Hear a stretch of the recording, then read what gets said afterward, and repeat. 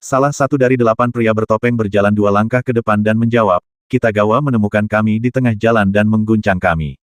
Kami telah menyelidikinya dan ternyata ia memiliki bawahan lain di ibu kota. Mereka juga yang mencegat kami. Dan orang-orang itu, tanya Jenderal Fukuda dengan ekspresi muram dan niat membunuh di matanya. Kami membunuh beberapa dari mereka, sedangkan sisanya bunuh diri dengan racun, jawab pria bertopeng itu dengan hormat. Mereka seharusnya mati. Ekspresi Jenderal Fukuda berubah drastis. Pelatihan dan perawatan orang kepercayaan yang dipercaya itu mudah, tetapi melatih orang agar siap mati untuk Anda sama sulitnya dengan naik ke surga. Bagaimana Kitagawa mencapainya? Dia ternyata telah melatih regu kematiannya tanpa dia sadari. Tidak lama kemudian, Jenderal Fukuda dan pria berambut merah itu muncul di lingkar luar kamp, dan pemandangan 19 mayat di sana menyebabkan mata mereka dipenuhi dengan niat membunuh. Dia 1184, satu-satunya yang selamat di 5 lokasi, Jenderal. Pria raksasa itu datang ke depan Jenderal Fukuda, berlutut dengan satu kaki dan melaporkan sementara tubuhnya basah oleh keringatnya. Menembak pandangan dingin pada 1184, Jenderal Fukuda dengan dingin berbicara kepada pria itu, Anda harus tahu siapa musuh sejak Anda masih hidup. Bibir 1184 menggeliat beberapa kali, tetapi dia menggelengkan kepalanya setelah beberapa saat. Pembunuh perempuan misterius itu muncul begitu saja, Jenderal Fukuda. Sepertinya dia baru saja menembus ruang angkasa dan kami tiba-tiba diserang tanpa memperhatikan apapun. Saya tidak melihat kaki tangannya, tapi saya melihat beberapa cahaya yang menyilaukan di hutan jauh, seperti pantulan dari kaca pembesar senapan sniper. Menembus ruang dan muncul tiba-tiba. Jenderal Fukuda mengerutkan kening dan berkata, itu tidak mungkin. Jika tebakan saya benar, orang itu haruslah seorang ahli yang sangat kuat. Kecepatannya pasti sangat cepat dan membuat Anda melihat ilusi tiba-tiba. Tapi Anda pasti sudah melihat penampilannya karena Anda tidak tahu siapa dia, bukan? Apakah dia memiliki karakteristik yang aneh? 1184 mencoba mengingat dan berkata, saya tidak tahu seperti apa dia sejak dia mengenakan topeng perunggu. Tapi aku pernah melihat pakaiannya sebelumnya ketika kita melawan orang-orang Istana Gembira. Beberapa wanita mengenakan pakaian semacam itu semacam gaun panjang khusus dan dengan rambut mereka dipelipis. Oh, aku juga memperhatikan pola ular hitam di lehernya. Seorang nyonya Istana Gembira, iya. Niat membunuh meluap di mata Jenderal Fukuda. Namun, dia menyimpan kekafirannya di dalam. Lokasi Kamjin ini sangat tertutup dan dijaga oleh 4 tentara yang ditempatkan di sekitarnya. Hanya orang-orang inti yang tahu tentang itu, jadi dia benar-benar tidak tahu bagaimana orang-orang Istana Joyos dapat secara akurat menemukannya. Kita tidak bisa menunda dan menunggu lebih lama karena mereka menemukan rumah kita, Jenderal. Pria berambut merah itu menyela. Kita semua tahu bahwa Istana Gembira itu seperti bom waktu dan dapat meledak kapan saja. Karenanya, kita harus menyingkirkan bom ini sesegera mungkin, kalau tidak kita akan kehilangan banyak orang. Jenderal Fukuda mengangguk sebagai jawaban. Kemudian, dia berkata dengan suara yang dalam, kami mendapat musuh yang gila dan kurang ajar di sini. Kita tidak lagi tahan dan mentolerir mereka lagi. Hubungi Kitagawa dan katakan padanya untuk bergegas kembali. Dan panggil semua pejuang genetika untuk bersiap-siap untuk pertempuran. Apakah kita akan menyerbu Istana Joyos, Jenderal? Tanya pria berambut merah dengan cepat. Istana Joyos membangun markas mereka di pulau terpencil yang dilindungi oleh beberapa arai yang kuat juga, kata Jenderal Fukuda sambil mencibir. Kerugian kita akan sangat bagus jika kita ingin menyerangnya dengan gegabah, jadi kita hanya bisa menangkap mereka dan kemudian memukulinya. Si rambut merah tampak termenung dan kemudian menjawab, dalam hal ini, kita sebaiknya bertarung secara terbuka. Kami akan mengancam mereka jika mereka takut keluar. Lebih buruk datang ke terburuk, kita bisa menggunakan nuklir dan langsung menghancurkannya sampai berkeping-keping. Jenderal Fukuda dengan senang hati mengangguk dan berkata, itu ide yang bagus. Jika skema tersembunyi tidak berfungsi, maka intrik terbuka bisa menjadi senjata yang ampuh untuk digunakan. Baiklah, tulis surat tantangan dan kirimkan ke Master Istana Gembira. Atur waktunya 3 hari kemudian dan tulis kita akan bertemu di The Moon Gazing Mountain 3 hari kemudian. Baik, pria berambut merah mengangguk dan segera berbalik dan pergi. Lebih dari 100 mil laut dari Jepang adalah sebuah pulau terpencil yang diselimuti oleh kabut, sementara jari-jari beberapa mil dari pulau itu telah dipasang dengan banyak peralatan pengawasan, yang membuat penduduk pulau itu dapat melihat setiap kapal yang mendekat segera. Istana Joyos terletak di pulau terpencil ini, dan bahkan alat khusus telah digunakan sebelumnya untuk membuat orang Jepang melihat bahwa pulau ini tiba-tiba tenggelam ke dasar laut. Itu semua kamuflase untuk menyembunyikan operasi mereka. Pada saat ini, Banyak lilin dinyalakan di dalam ruang rahasia luas istana megah yang dibangun di atas satu-satunya gunung di pulau itu dengan aroma samar yang melekat di sekitar ruangan. Naga Vanquisher Sage sedang duduk di atas futon sambil mengkultivasikan dalam hati ada garis tempat tidur besar yang ditempatkan di sekitar dinding di depannya dengan seorang wanita terbuka mendengkur dan tidur nyenyak di setiap tempat tidur. Jelas bahwa para wanita ini baru saja dibajak beberapa waktu lalu. Ding! Cincin bel pintu membangunkan Naga Vanquisher Sage dari kultivasinya.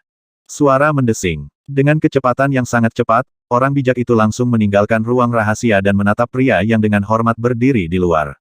Kemudian, dia bertanya dengan acuh tak acuh, Anda tidak akan datang ke sini jika tidak ada insiden besar. Ceritakan apa yang terjadi. Dengan sedikit rasa takut terlihat di wajahnya, pria itu dengan hormat menjawab, kami baru saja menerima pesan, Miyaji. Banyak rumah perlindungan kami di ibu kota telah dihancurkan sepenuhnya oleh pasukan Jenderal Fukuda dan total 42 murid istana gembira kami terbunuh. Kulit naga Vanquisher Sage berubah dan niat membunuh di matanya menebal. Dia mengambil napas dalam-dalam dan kemudian dengan dingin bersenandung. Huff, Fukuda yang malang itu benar-benar pantas mati. Kami telah kehilangan hampir 200 orang hanya dalam beberapa hari. Jika terus seperti ini, mereka akan benar-benar menghancurkan istana gembira kita dalam waktu kurang dari sebulan. Sepertinya kita tidak tahan lagi. Apakah kamu akan berperang habis-habisan dengan Kam Jin, Miyaji? Tanya pria itu buru-buru. Perang ini tidak bisa dihindari, kata naga Vanquisher Sage. Semua musuh ini harus mati jika kita ingin memiliki pijakan yang kuat di Jepang.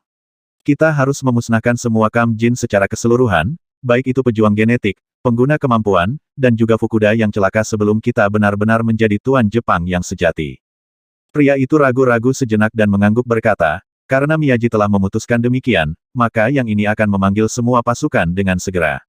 Namun, kita harus mulai menyerang dengan kejutan dan menyelinap menyerang dan terus menggigit kekuatan mereka. Kita bisa sepenuhnya menyerang mereka dalam pertempuran habis-habisan setelah mereka menderita kerugian besar. Apakah kamu menemukan sesuatu tentang sarang orang menyebalkan Fukuda itu? Pria itu menggelengkan kepalanya dan memaksakan senyum. Belum. Sampah. Naga Vanquisher Sage dengan marah berteriak padanya. Ketika dia hendak kembali ke ruang rahasia, dia tiba-tiba merasakan aura tertentu mendekat. Dia melambai pada pria itu dan memandangi wanita dalam gaun aquamarine. Dia mengerutkan alisnya dan bertanya, kamu punya sesuatu, Yuji. Anak buahku baru saja menemukan beberapa temuan khusus, Miyaji. Itu harus sangat membantu dalam kampanye Joyous Palace kami, kata Yuji penuh hormat. Naga Vanquisher Sage tertegun dan buru-buru bertanya, apa yang sebenarnya kamu temukan? Yuji menyerahkan dokumen itu kepadanya dan berkata, dokumen ini mencatat situs-situs tersembunyi yang diam-diam diatur oleh Jenderal Fukuda di ibu kota, bahkan perkiraan jumlah orang yang ditempatkan di sana juga telah ditandai. Aku bersedia memimpin anggota kita untuk memusnahkan sarang orang-orang Jenderal Fukuda ini jika kau mengizinkanku. Senyum bahagia akhirnya muncul di wajah naga Vanquisher Sage setelah dia membaca informasinya. Dia menelusuri kepala botaknya yang besar dan berkata, kamu telah melakukannya dengan baik, Yuji. Tampaknya cintaku yang dalam untukmu benar-benar berharga. Saya akan mengambil dan memimpin orang-orang kita saat ini. Kami akan membuat rencana lain untuk menghancurkan Fukuda dan semua pejuang genetisnya begitu kita menghancurkan sarang-sarang ini. Setelah mengatakan itu, dia mengulurkan tangan untuk meraih Yuji dan tersenyum berkata, ambil 2 botol pil luo besar ini sebagai hadiahmu. Saya harap Anda bisa menjadi lebih kuat dan lebih baik melayani saya di masa depan. Tunggu sampai kita benar-benar membantai musuh kita dan kembali dengan penuh kemenangan. Aku akan menghabiskan beberapa hari untuk memanjakanmu kalau begitu. Terima kasih, Miyaji. Yuji bertindak seolah dia sangat terkejut. Setelah menerima 2 botol porselen dan mengotak-atiknya dengan apresiatif selama setengah menit, dia kemudian dengan enggan memasukkannya ke dalam saku lengan bajunya. Hari-hari terakhir ini pasti akan bergejolak. Master of Joyous Palace secara pribadi memimpin pasukannya terdiri dari sejumlah besar ahli misterius. Pasukan besar menyerang semua situs yang terungkap milik Kam Gen, yang semuanya akhirnya dicuci oleh darah mereka. Semua yang terjadi membuat Jenderal Fukuda marah dan dia bersumpah untuk membunuh naga Vanquisher Sage, Master Istana Gembira. Waktu terus berlalu dan, keesokan paginya, sebuah surat tantangan muncul di depan guru Istana Joyous. Setelah dia hati-hati membaca surat itu, dia langsung menjawab dalam singkat, aku akan ke sana. Buat gelandangan tua Fukuda itu membersihkan lehernya dan menunggu pisau dagingku. Di suatu tempat di ibu kota, Tang Xiu dan semua biksu terkemuka dari Sekte Buddha telah kembali dan arus informasi yang terus-menerus mengalir seperti kepingan salju, yang kemudian diketahui semua orang yang menunggu. Alur pesan berlangsung sampai malam ketika jumlahnya menyusut. Malam itu, Tang Xiu, Blackface Buddha, dan yang lainnya sedang meninjau dan mendesain ulang rencana operasi dan kemudian menunggu sesudahnya. Mereka tidak cemas karena masih 2 hari lagi dari pertempuran antara Master Istana Joyos dan Kam Jenderal Fukuda. Sekte Master Tang, apakah Anda ingin saya mengirim pesan ke sekte saya untuk mengirim lebih banyak tangan? Saya selalu merasa bahwa orang-orang yang kita miliki sekarang tidak cukup. Blackface Buddha berbicara setelah meletakkan sumpit di tangannya dengan ekspresi ragu-ragu di wajahnya. Tang Xiu minum secangkir anggur dan tersenyum menjawab, bagaimana itu tidak cukup? Saya pikir apa yang kita miliki lebih dari cukup, jujur. Kita tunggu saja sampai mereka berdua menderita pukulan besar. Kami akan mengejutkan mereka ketika kami memasuki panggung nanti. Buddha Blackface tampak agak tak berdaya dan mengangguk. Yah, Sekte Master Tang yakin bahwa kita memiliki tenaga kerja yang cukup. Tetapi tolong jangan menolak bahkan jika saya mengirim pesan kepada kepala biara dan dia setuju untuk mengirim lebih banyak orang untuk mendukung kami. Saya tidak akan mengatakan apa-apa lagi jika dia pikir kita bisa mengatasi masalah ini di sini. Saya melihat, Anda dapat mengirim pesan ke kepala biara tentang situasi di sini jika Anda tidak merasa nyaman, Blackface Buddha. Tang Xiu mengangguk. Tapi tolong diingat untuk tidak melakukan apapun yang bisa mengekspos kita. Gunung-gunung yang jauh berkabut seolah-olah ditutupi dengan lapisan tipis muslin yang membuatnya samar-samar terlihat, bersama dengan awan halus yang tampaknya tidak dekat atau jauh di sekitarnya. Garis-garis gelap dalam pemandangan yang memisahkan cakrawala biru dan laut biru laut seolah-olah mereka telah dicat ringan dengan kuas. Pandangan yang lebih dekat pada gunung menunjukkan laut di sebelah timur dengan padang rumput di sisi barat, sementara sisi utara dan selatan dijaga oleh koridor gunung berliku dan bergelombang dengan batu terjal dan hutan curam. Berkat tanaman wintersweet musim dingin yang kuat dan bambu hijau tinggi ulet, gunung masih memiliki beberapa tempat dengan tanaman hijau subur bahkan di musim dingin. Suara mendesing. Sebuah arus dingin berlama-lama dalam angin yang bertiup di puncak gunung dan, tiba-tiba, sesosok hantu muncul tiba-tiba dan bersandar pada pohon pinus di puncak. Sosok itu adalah Tang Xiu. Ada manik-manik kecil samar di ujung hidungnya saat matanya yang cerdas dan gesit mengamati sekeliling.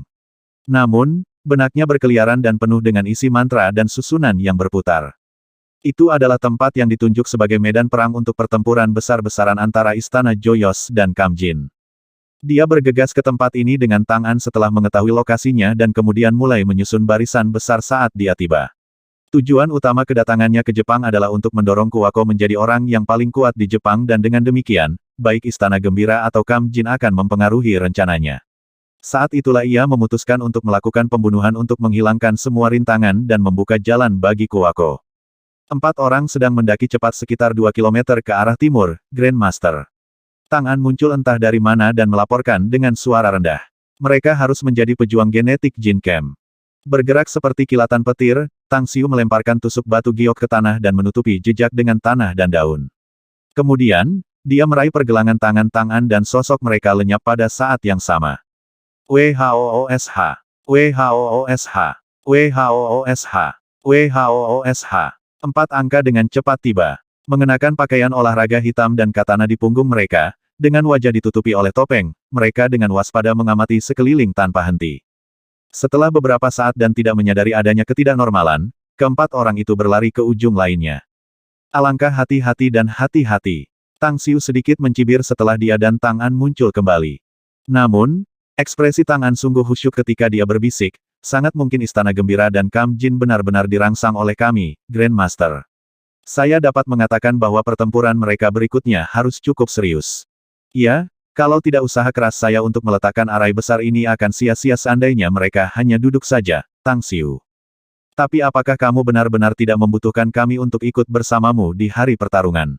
Tanya Tang An dengan ragu. Aku khawatir mereka akan berhenti bertarung begitu mereka berdua menderita pukulan besar. Ah, kamu tidak pernah berpartisipasi dalam pertempuran antara para kultivator, An. Anda tidak tahu tentang adegan di mana kerumunan besar orang saling membunuh setiap saat. Ini sangat berdarah, brutal dan benar-benar tidak akan berakhir dengan mudah. Tidak peduli pihak mana yang menunjukkan rasa takut, mereka akan segera berada dalam posisi lemah, dan apa yang menyapa mereka sesudahnya adalah pengejaran gila-gilaan dari musuh mereka. Apa yang Anda pikirkan adalah masalah paling penting dalam perang berskala besar di antara para kultivator. Tang Xiu tertawa kecil. Kekuatan. Tang An ragu-ragu sejenak dan memeriksa. Kekuatan hanyalah faktor kecil. Yang paling penting adalah momentum. Tang Xiu menggelengkan kepalanya dan tersenyum menjelaskan, kecakapan individu memang memiliki perannya sendiri dalam perang skala besar, namun itu penting dalam gambaran keseluruhan perang tidak sebesar yang Anda kira. Untuk membuatnya lebih jelas, mari kita buat perbandingannya. Anda sekarang adalah seorang kultivator Golden Core, tetapi apakah Anda memiliki kepercayaan diri untuk menang melawan puluhan, ratusan, atau bahkan ribuan ahli yayasan pendirian? Ini aku tidak yakin tentang itu. Tang An menggelengkan kepalanya. Pembangkit tenaga listrik sejati mungkin dapat melarikan diri, tetapi yang lemah tidak akan memiliki kemewahan itu. Tang Xiu melanjutkan sambil tersenyum, momentum pihak manapun akan melemah begitu pembangkit tenaga listrik mereka mulai berjalan. Sisanya akan kehilangan semangat juang mereka, yang menyebabkan penurunan kekuatan tempur mereka. Setelah mengatakan itu, ia mengeluarkan sekop yang sudah disiapkan dari cincin interspatial dan menggali lubang selebar 6,5 meter dan 2 meter di sebelah pohon pinus. Setelah memasukkan 6 batu giok seukuran kepalan tangan ke dalam lubang, dia menutupi lubang itu dengan tanah dan menghapus semua jejak saat dia bertepuk tangan dan berkata, arai sudah selesai dan pinus ini akan menjadi intinya. Ketika kedua belah pihak akhirnya bertarung, mereka akan terjebak di dalam arai begitu saya mengaktifkannya. Tang An, yang benar-benar mengagumi pengetahuan dan penguasaan Tang Xiu dalam arai, mengangguk dan berkata, apakah kita akan kembali sekarang, Grandmaster? Ayo kembali. Tang Xiu dengan tenang tersenyum dan meraih pergelangan tangannya lagi. Hari berikutnya akhirnya tiba. Ribuan pejuang genetik dari Kam Jin bersama dengan ratusan kultivator menduduki sisi puncak gunung di bawah kepemimpinan Jenderal Fukuda.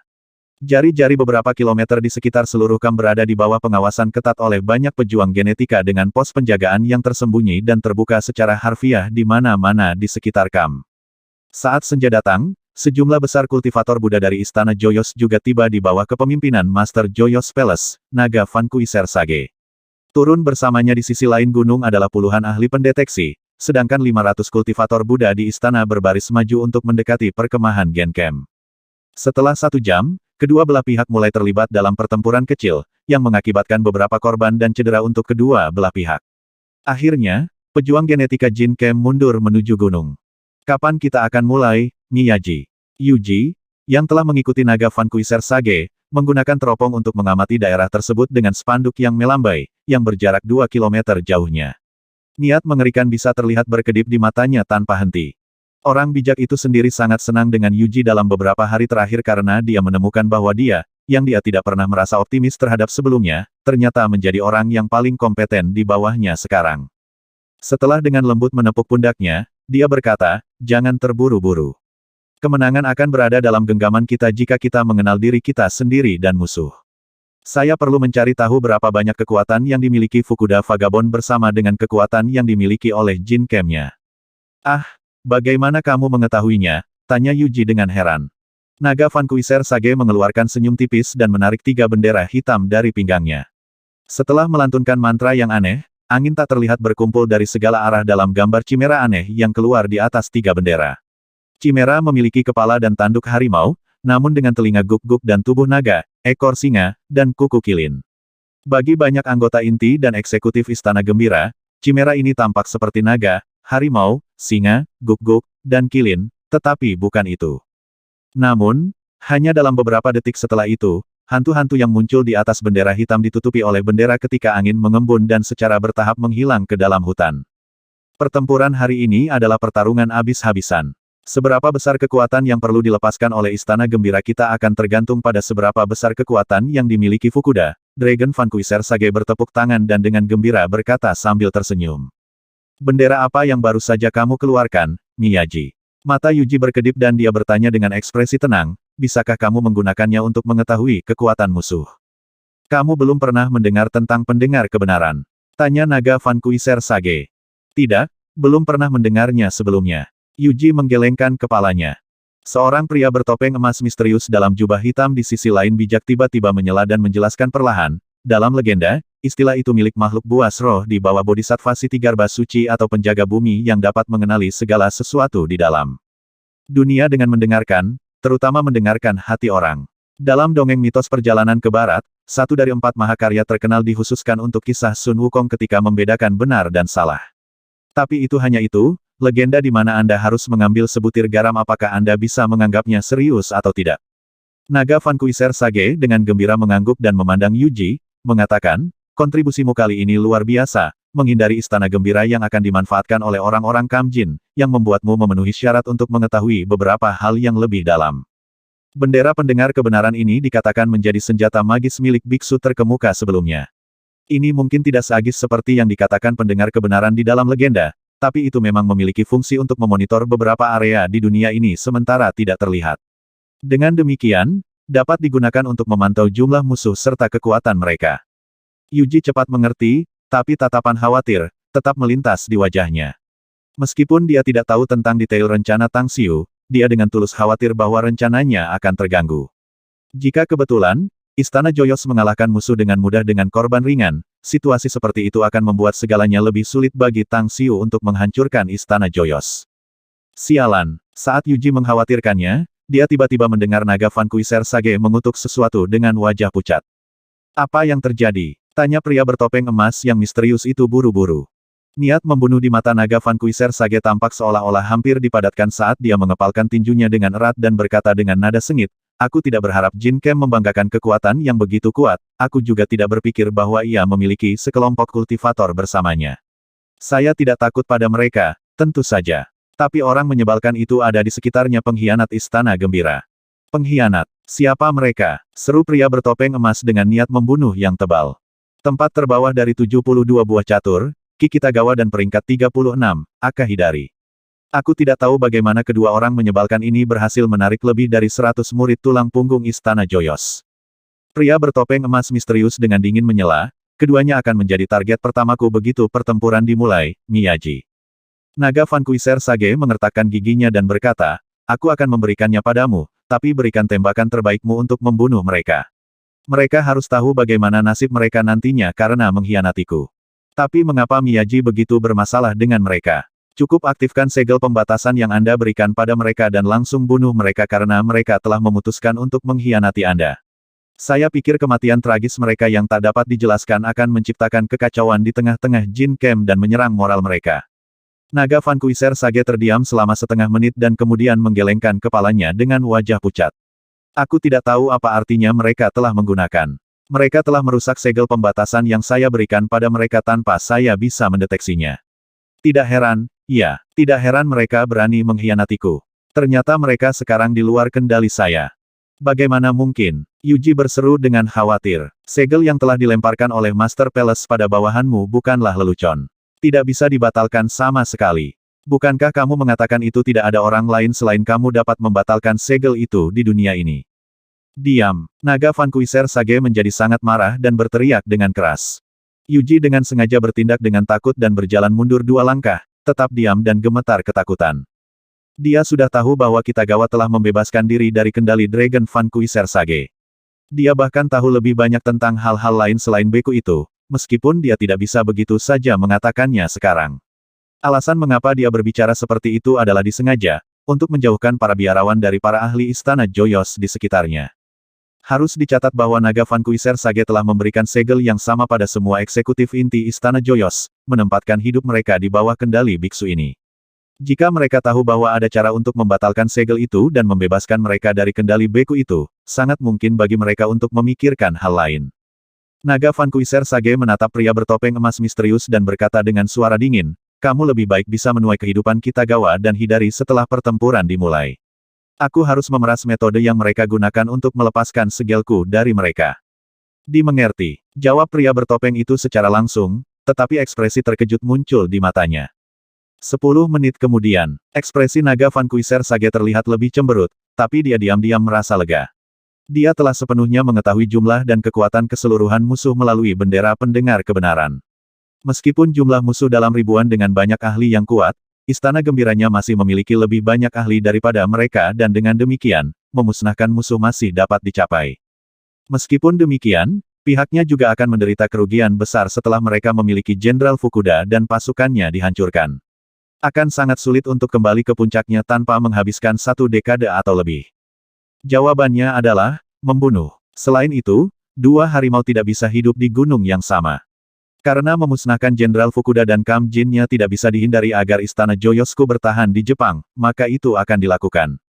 Kerugiannya mungkin lebih besar kali ini, tetapi saya akan menjadi penguasa fakto Jepang nanti. Bahkan jika baik militer dan pemerintah tidak berani mematuhi, saya hanya akan membunuh mereka dan menggantinya. Beku itu dengan tenang berpikir di kepalanya. Pada saat ini, baik Dragon Vanquisher Sage dan Jenderal Fukuda mengeluarkan perintah pada saat yang sama dan mengirim para ahli serangan diam-diam ke garis depan. Dan dengan demikian, permainan hidup dan mati di gunung berhutan ini secara resmi dimulai. Yuji memimpin puluhan pelayan terpercaya saat mereka mengambil jalan memutar ke lereng gunung. Meskipun orang bijak memerintahkannya untuk menyelinap ke Jin Camp, dia tidak mematuhi perintah itu dan dengan cepat bergegas menuruni gunung di bawah tatapan aneh pelayannya.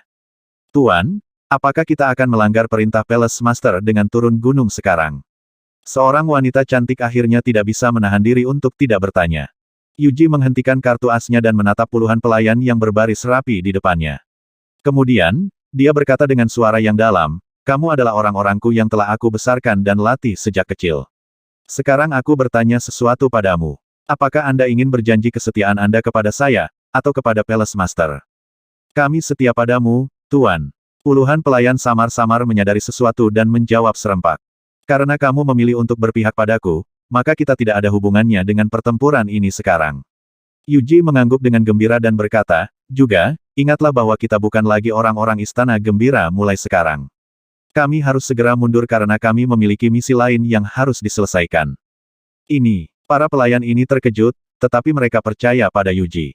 Setelah bertukar pandangan sekilas, mereka bergegas ke belakang Yuji menuju kaki gunung. Di Camp Jin, Kikitagawa duduk bersila di tendanya. Tetesan besar keringat mengalir di dahinya, meninggalkan kilau di wajahnya. Pembuluh darah di pelipisnya meliuk-liuk seolah-olah itu adalah cacing, sementara kabut putih tertinggal di atas kepalanya.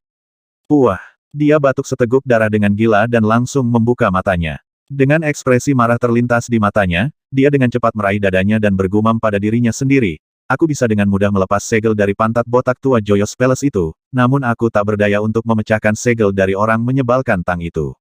Sepertinya aku benar-benar harus mengikuti semua perintahnya karena dia bisa mengendalikan hidupku.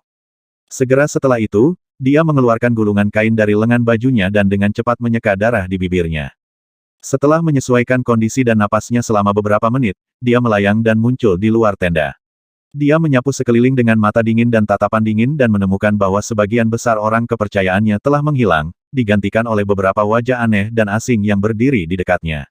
Dari mata orang asing yang sesekali meliriknya, dia menyadari bahwa mereka dikirim oleh Jenderal Fukuda untuk mengawasinya. Jangan salahkan aku karena kejelekan dan ketidaksopananmu sendiri, Fukuda. Aku tidak pernah menginginkan apapun darimu. Semua yang saya lakukan adalah hidup.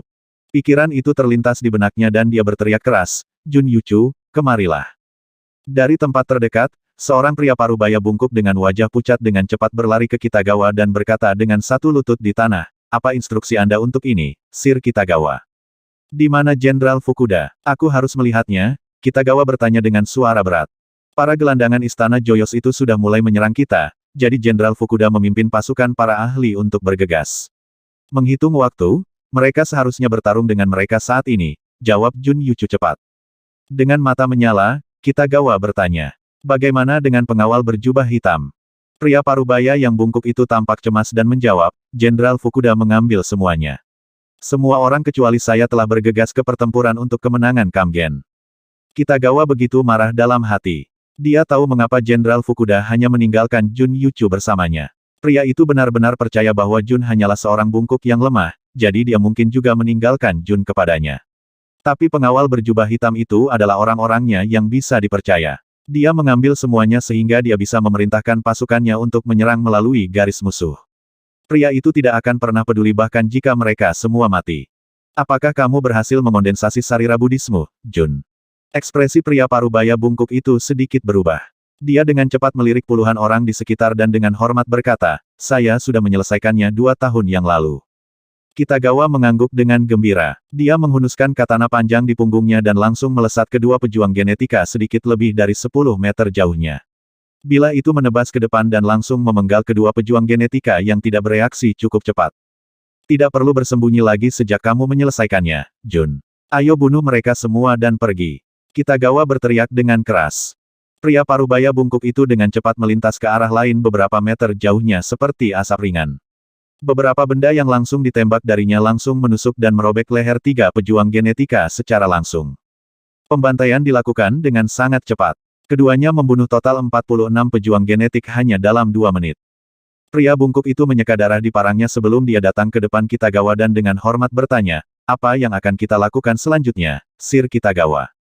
Kitagawa melirik ke sekeliling dan, setelah memastikan tidak ada orang yang masih hidup di sekitarnya, dia dengan dingin berkata, Jenderal Fukuda sudah mulai tidak mempercayai saya, jadi kita tidak perlu lagi tinggal di sini lagi. Dia pria yang tak berperasaan dan aku juga tidak lebih baik darinya. Dia dan aku adalah jenis yang sama. Sayang sekali aku tidak punya sarana untuk menyelamatkan pengawal berjubah hitam yang dibawanya bersamanya sampai mati. Ayo pergi. Kami akan mendaki gunung untuk melakukan misi lain di tempat lain. Misi lain. Kami masih punya misi lain. Tanya pria bungkuk itu dengan heran. Sedikit ketidakberdayaan melintas di wajah Kitagawa saat dia mengangguk. Sebenarnya ada kekuatan menakutkan lain di Jepang. Kekuatan ini tidak jauh lebih buruk dari Istana Gembira dan Kamjin. Pertempuran antara kedua pihak sekarang adalah karena intrik mereka juga. Dan sekarang kami menerima perintah dari mereka untuk melindungi hidup kami. Ekspresi ngeri muncul di wajah pria bungkuk itu. Tidak pernah dalam mimpi terliarnya dia pernah berharap bahwa kekuatan kultivasi ketiga ada di Jepang. Dia telah melayani di bawah Kitagawa selama beberapa dekade dan mengenal pria itu dari dalam.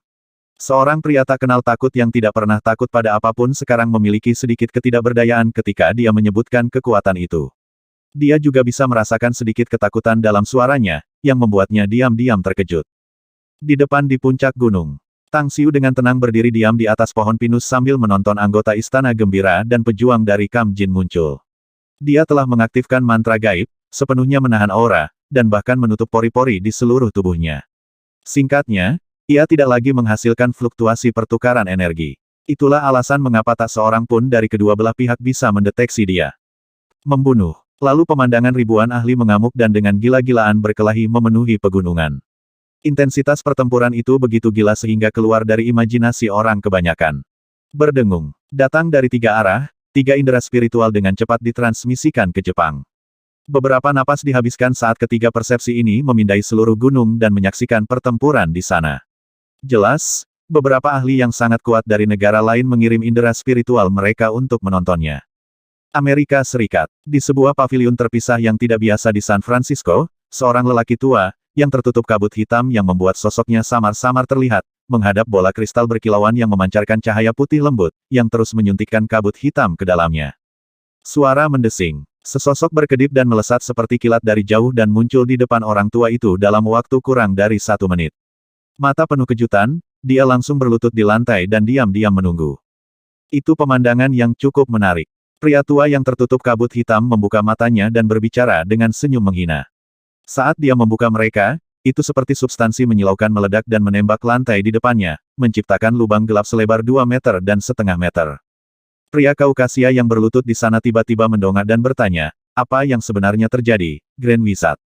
Pria tua itu menggelengkan kepalanya dan dengan tersenyum berkata, seekor kawanan semut saling bertarung, tetapi 2 dari semut itu sangat luar biasa untuk semut. Sebuah pertarungan. Di mana itu? Tanya pria Kaukasia itu dengan tergesa-gesa. Dan siapa mereka? Apakah Anda ingin saya langsung ke sana? Anda memberitahu kami sebelumnya untuk bergegas ke pertempuran berskala besar jika memungkinkan karena kami dapat mengambil manfaat darinya.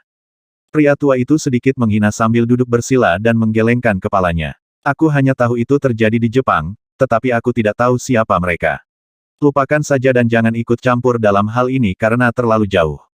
Selain itu, mereka hanya orang yang tidak berarti dan kemungkinan tidak akan jauh. Tidak peduli seberapa keras mereka diam-diam melawan langit, mereka tidak akan pernah bisa menembus belenggu. Tapi pria Kaukasia itu ragu-ragu dan berdebat.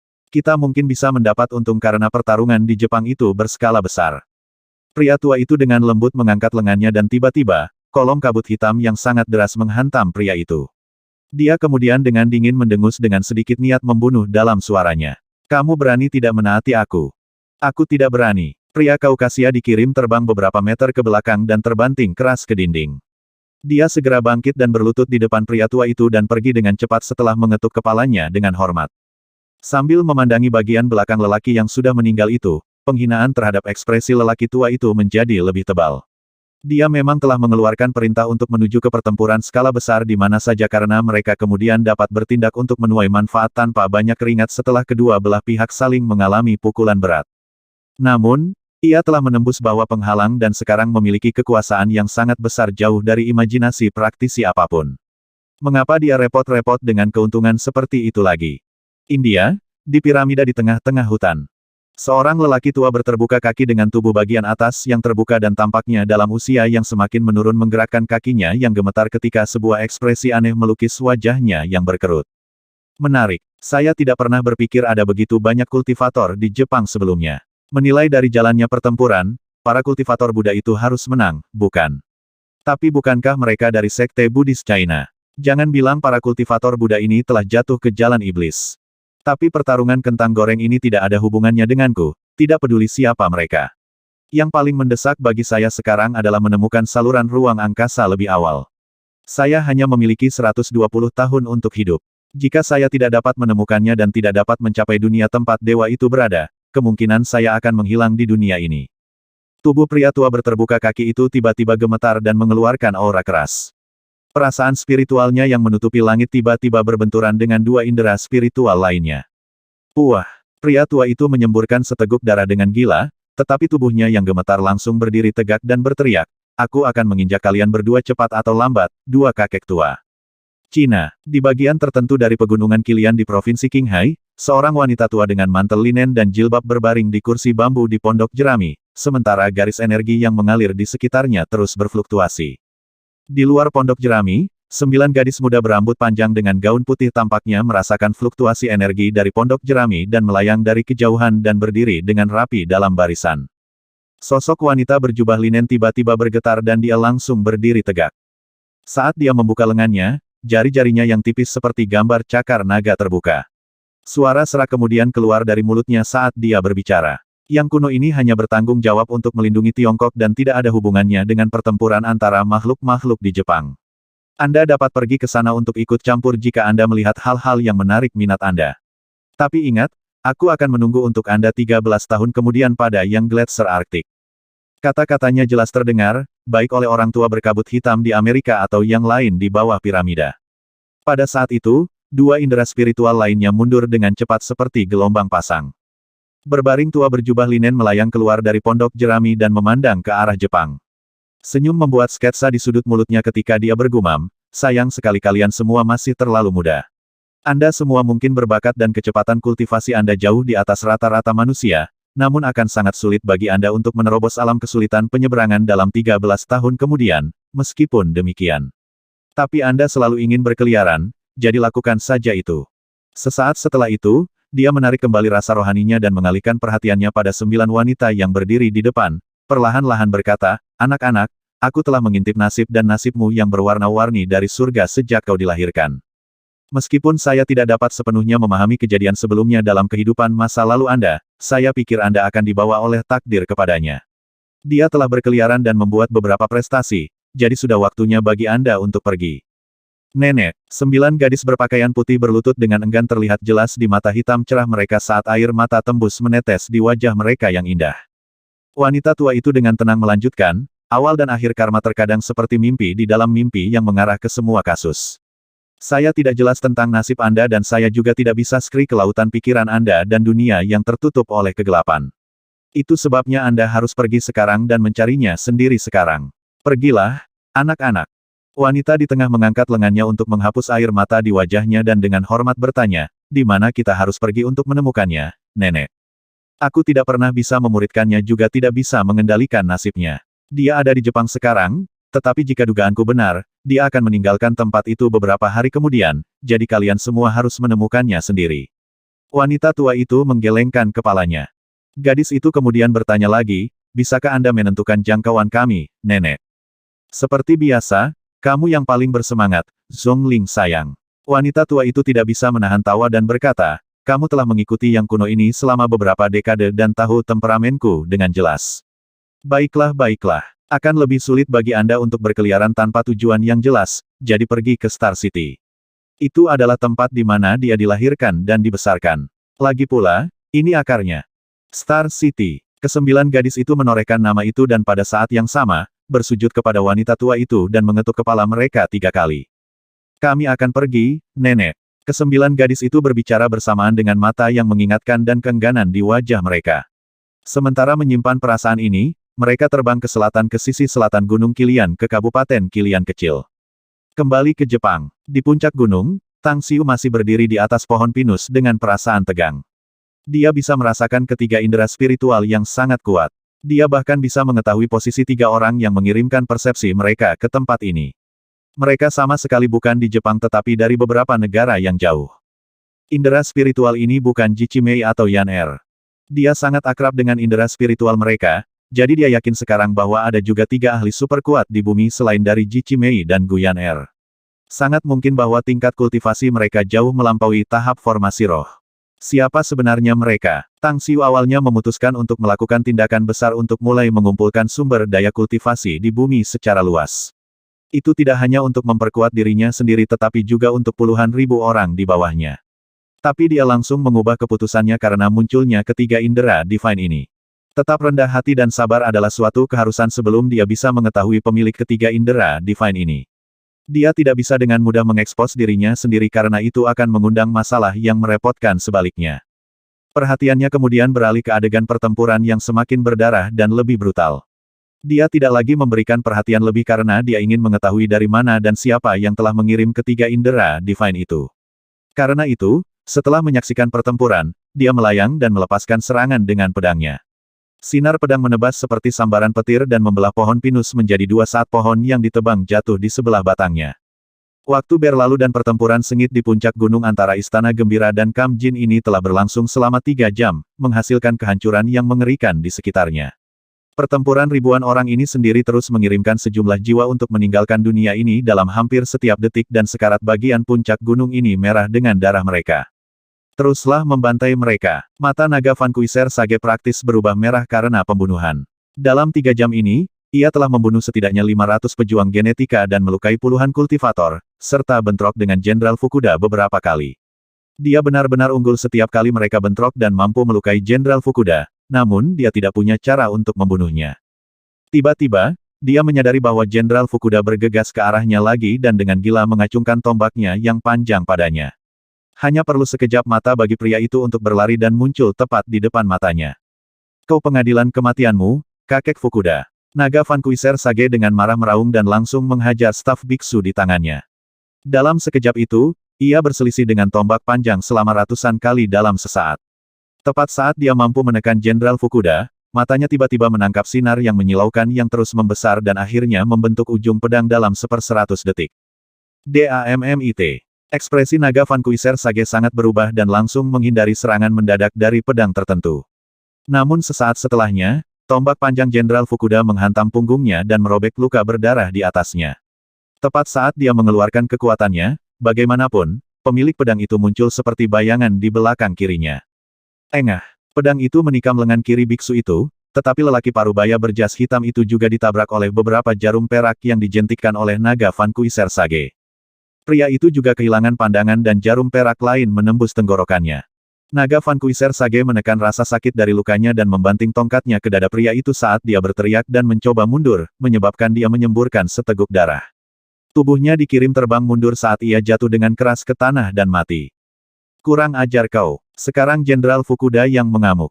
Dia langsung mengeluarkan tabung agen gen biru tua, menarik gabus dan meminumnya. Mengaum. Hanya dalam beberapa detik, tubuh jenderal tiba-tiba membesar dan berubah. Ketinggian 1,85 meter aslinya sekarang berubah menjadi 1,9 meter, sementara otot-ototnya, khususnya, tampak sedikit lebih tipis tetapi, bagaimanapun, membuatnya terlihat sangat kuat dan kokoh. Psycho Demon Spear. Tombak panjang di tangannya melesat pergi seketika dan menciptakan lapisan bayangan tombak yang terlihat bergerak secara kacau, namun dengan rapat menyegel daerah sekitarnya di udara. Aura pembunuhan naga Van Kuiser Sage seolah-olah terwujud. Dia berbalik seolah-olah hantu dan biksu seperti iblis yang baru saja merangkak keluar dari neraka. Sambil mengalahkan drum kecil yang dia keluarkan, dia mengeluarkan energi gelombang suara yang dengan cepat meledak ke segala arah. Ruang di langit tempat bayangan tombak berkeliaran terdistorsi ketika banyak angin kencang yang mengamuk menyerang, sangat mengurangi kekuatan serangan Jenderal Fukuda. Membunuh. Sang bijak meludahkan seorang budak emas Sarira dan menembaknya di dada Jenderal Fukuda. Sarira retak dan kilau menjadi redup saat menghantam Jenderal Fukuda, tetapi yang terakhir batuk kabut darah dan dikirim terbang mundur. Namun, naga Van Kuiser Sage sendiri membayar harga yang mahal pada saat ini. Bayangan tombak yang tumpang tindih mungkin dengan cepat menghilang, tetapi beberapa dari mereka berhasil memukulnya. Seiring dengan kabut darah yang berhamburan, biarawan itu berubah menjadi patung penuh darah. Meledak. Drum snare di miliknya langsung mengejar Jenderal Fukuda dan meledak beberapa meter darinya. Dunia terasa seperti akan runtuh karena gelombang boom yang menakutkan sementara pusaran energi yang sangat besar menghancurkan Jenderal Fukuda menjadi berkeping-keping. Puah batuk, batuk. Naga Vanquisher Sage sendiri dikirim terbang mundur lebih dari 100 meter dan menabrak tembok gunung. Seketika, beberapa ahli setara dengan para ahli Golden Core Stage cepat muncul di sekitarnya, salah satunya mengeluarkan botol porselen dan mengeluarkan pil ajaib dan memasukkannya ke mulut bijak. Akhirnya, aura kacau biksu itu perlahan-lahan menjadi tenang. Terus bunuh mereka. Pastikan untuk memusnahkan semua orang dari Kamjin. Naga Vanquisher Sage batuk 2 suap darah lagi dan memesan dengan mata redup.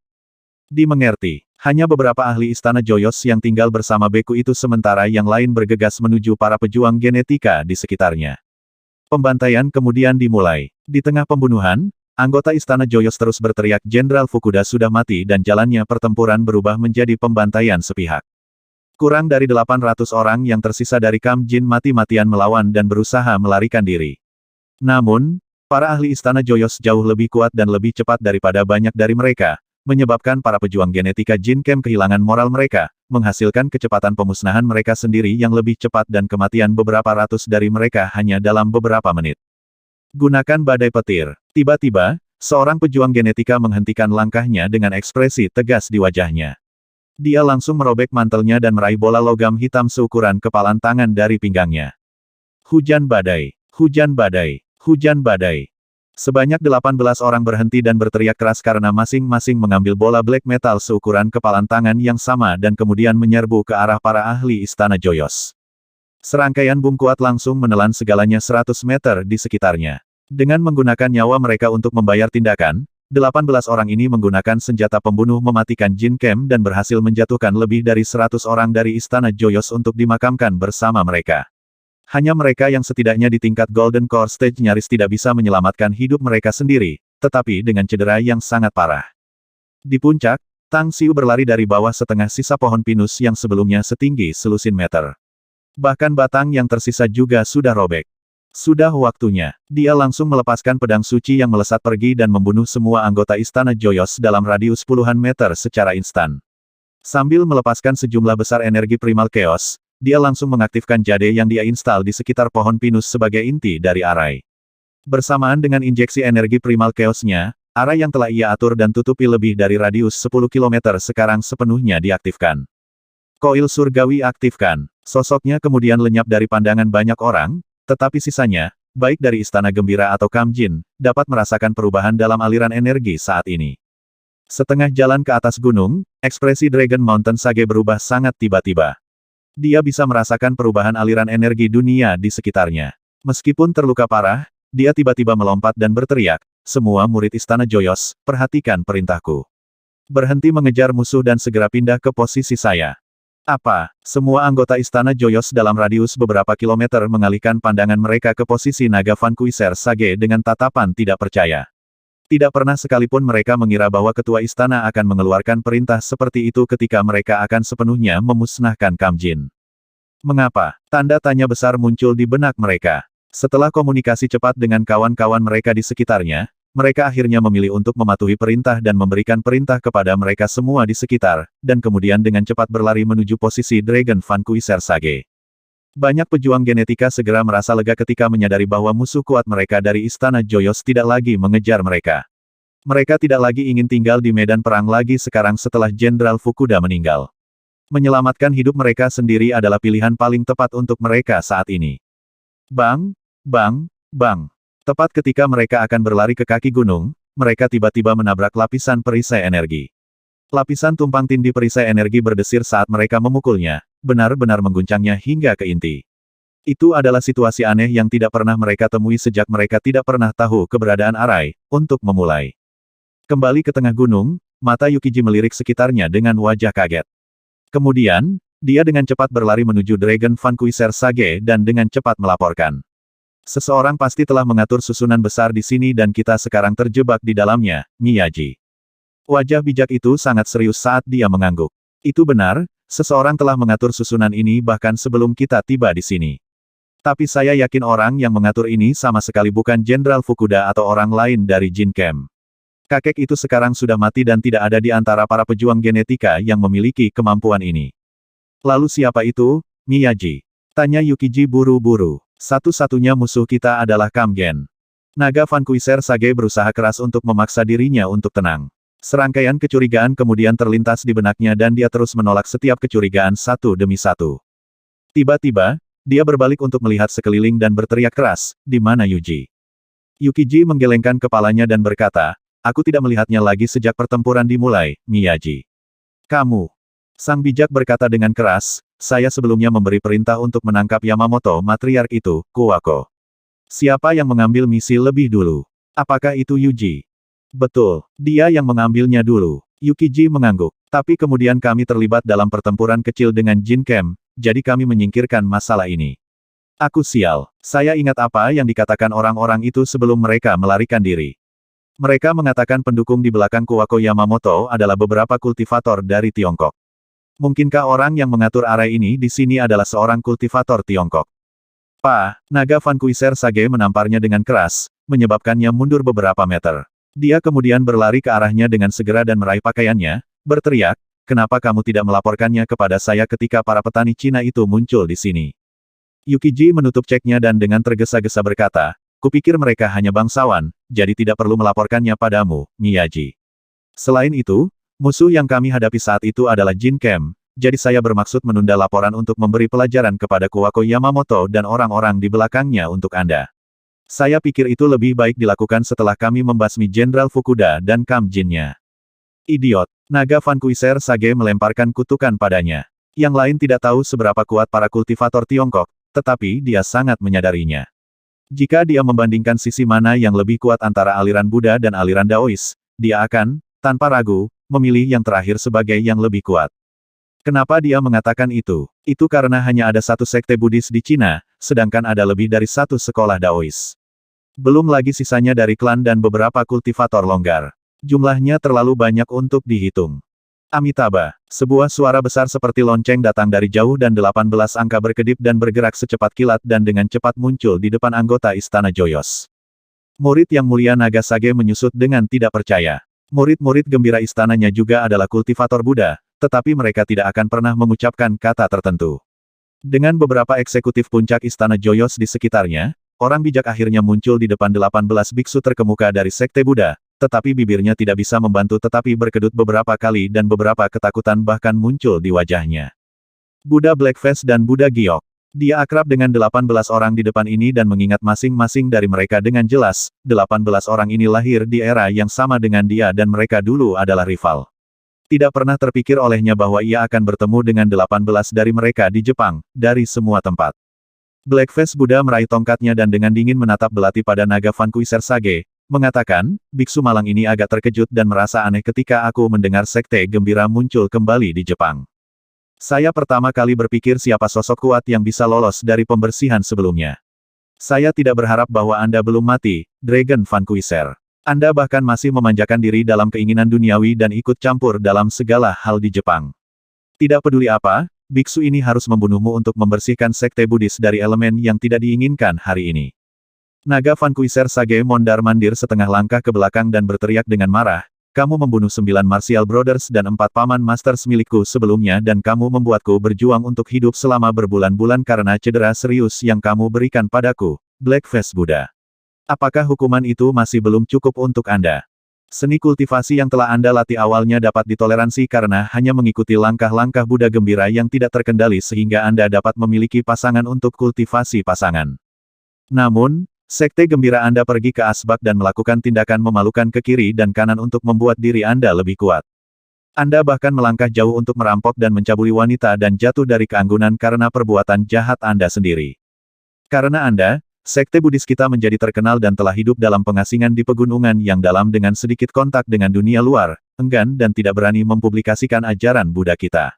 Dosa dan aib ini harus dibasuh bersih dengan darah kalian semua. Dan hari ini, kamu dan semua orang dari Istana Joyos harus mati karena kamu harus membayar harga yang sangat menyedihkan."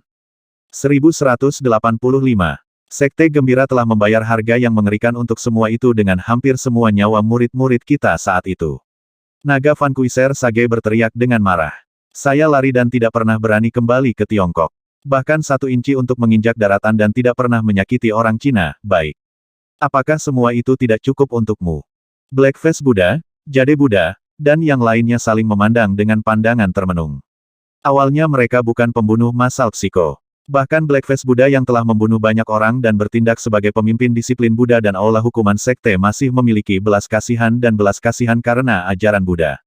Bagi para kultivator Daois atau Buddha, pembunuhan hanyalah solusi untuk menyelesaikan beberapa faktor risiko yang mereka hadapi. Yang mereka pedulikan adalah kehidupan orang-orang Cina. Mereka mungkin memiliki rasa hormat yang sama terhadap kehidupan orang-orang Jepang ini, tetapi itu tidak seistimewa yang sebelumnya. Kembali di masa lalu di masa gelap yang bergejolak dan penuh gejolak, masing-masing dari mereka meninggalkan sekte dan melancarkan pembantaian gila-gilaan terhadap orang-orang Jepang yang menyerbu Cina, dan dengan demikian, penyebab kebencian yang mendalam terhadap negara ini. Tetap saja, mereka juga memiliki hati nurani dan sangat menyadari masalah ini seperti halnya Naga Vanquisher Sage. Karena itu, keraguan-raguan melanda hati para pakar agama Buddha pada saat ini. Suara mendesing. Sesosok berkedip dan mendekati secepat kilat dari jauh. Ketika orang itu muncul di depan 18 beku terkemuka Blackface Buddha, semua biarawan dengan hormat memberi hormat kepadanya.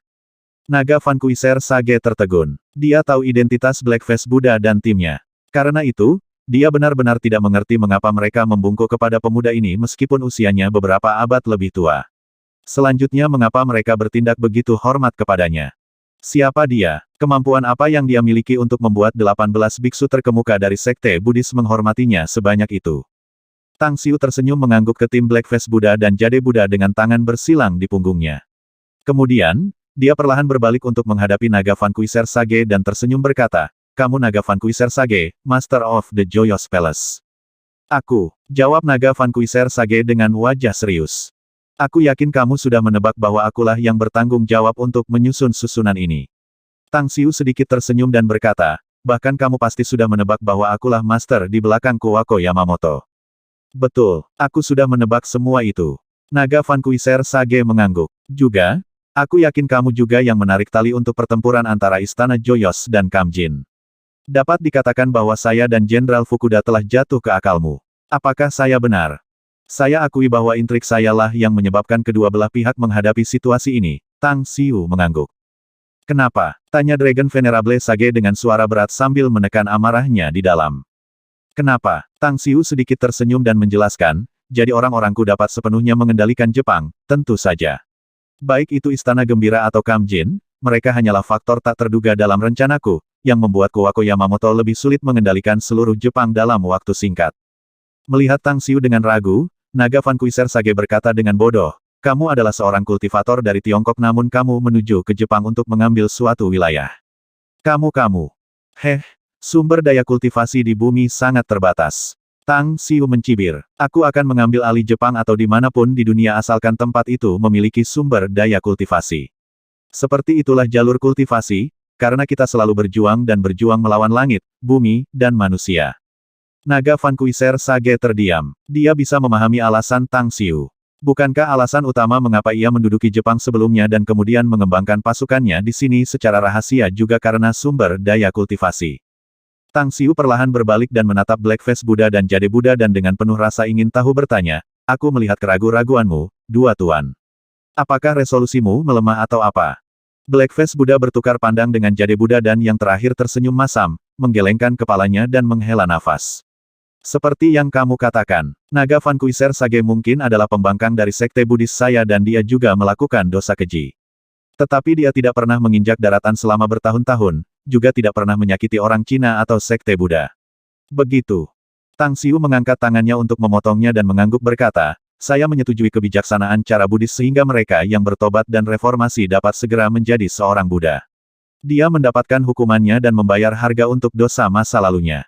Tetapi sekarang saya bertanya kepada Anda, dapatkah Anda menghindarkannya jika dia mau meletakkan pisau daging?" Ini Blackface Buddha dan Jade Buddha saling memandang dengan pandangan ragu-ragu. Mata Naga Vanquisher Sage bersinar dan dia berbicara kepada Tang Xiu sambil menangkupkan tinjunya, "Siapa namamu yang terhormat, Tuan?" "Tang Xiu," jawab Tang Xiu. Setelah mengatakan itu, Ia mengeluarkan setengah bungkus rokok dari cincin interspatial, mengambil korek api dan menyalakannya, dan mengeluarkan asap 2 kali. Kemudian, dia perlahan berkata, Anda harus tahu konsekuensinya karena sekolah Daois saya dan Sekte Buddhis bekerja sama, Naga Vankuiser Sage.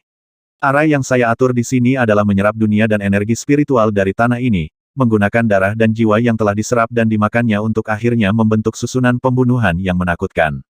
Bahkan tanpa bantuan dari master ini, saya masih bisa membunuh kalian semua di dalam arai ini dengan kekuatan saya sendiri. Tapi kamu masih bisa menyelamatkan hidupmu. Anda hanya perlu menyerahkan, bertobat, dan mereformasi diri Anda sendiri dan saya dapat memberi Anda jaminan untuk itu. Mempertahankan hidupnya baik-baik saja, Sekte Master Tang. Tetapi istana gembira harus tidak ada lagi. Blackface Buddha tiba-tiba menyela. Sekte Buddhis tidak akan pernah membiarkan pengajaran teknik kultivasi ini menyebar lebih jauh. Juga, ia dapat dimaafkan karena kejahatan modalnya, tetapi ia tidak dapat melarikan diri dari kejahatannya saat ini. Dia harus kembali ke Sekte Buddhis bersama kami dan menerima 100 tahun penjara. Naga Vankuiser Sage tetap diam, tetapi pergumulan di hatinya tidak pernah berhenti. Balas dendam yang tepat adalah sesuatu yang dia harapkan selama bertahun-tahun ini dan pikiran itu terus-menerus mengganggunya. Memaksa dia untuk tunduk tanpa perlawanan adalah sesuatu yang hampir mustahil baginya. Namun, dia sekarang menghadapi situasi seperti itu. Mungkinkah ada beberapa orang lain yang dibawa oleh Sekte Buddhis di dekatnya sekarang? Selanjutnya, dia yakin bahwa dia dapat melindungi dirinya sendiri meskipun Tang Xiu telah mengatur susunan ini.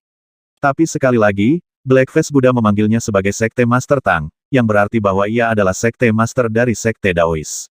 Apakah dia juga membawa kultivator dan ahli lainnya ke sini, dan jika dia melakukannya, berapa banyak dari mereka yang ada di dekatnya? Sebuah cahaya halus tiba-tiba muncul di matanya ketika dia berkata dengan suara yang dalam, saya tidak punya masalah dengan menyerahkan diri atau menghadap tembok selama 100 tahun untuk hukuman saya. Tapi saya punya permintaan. Saya akan segera memberitahu orang lain untuk mengirimkan jika Anda mematuhi permintaan saya.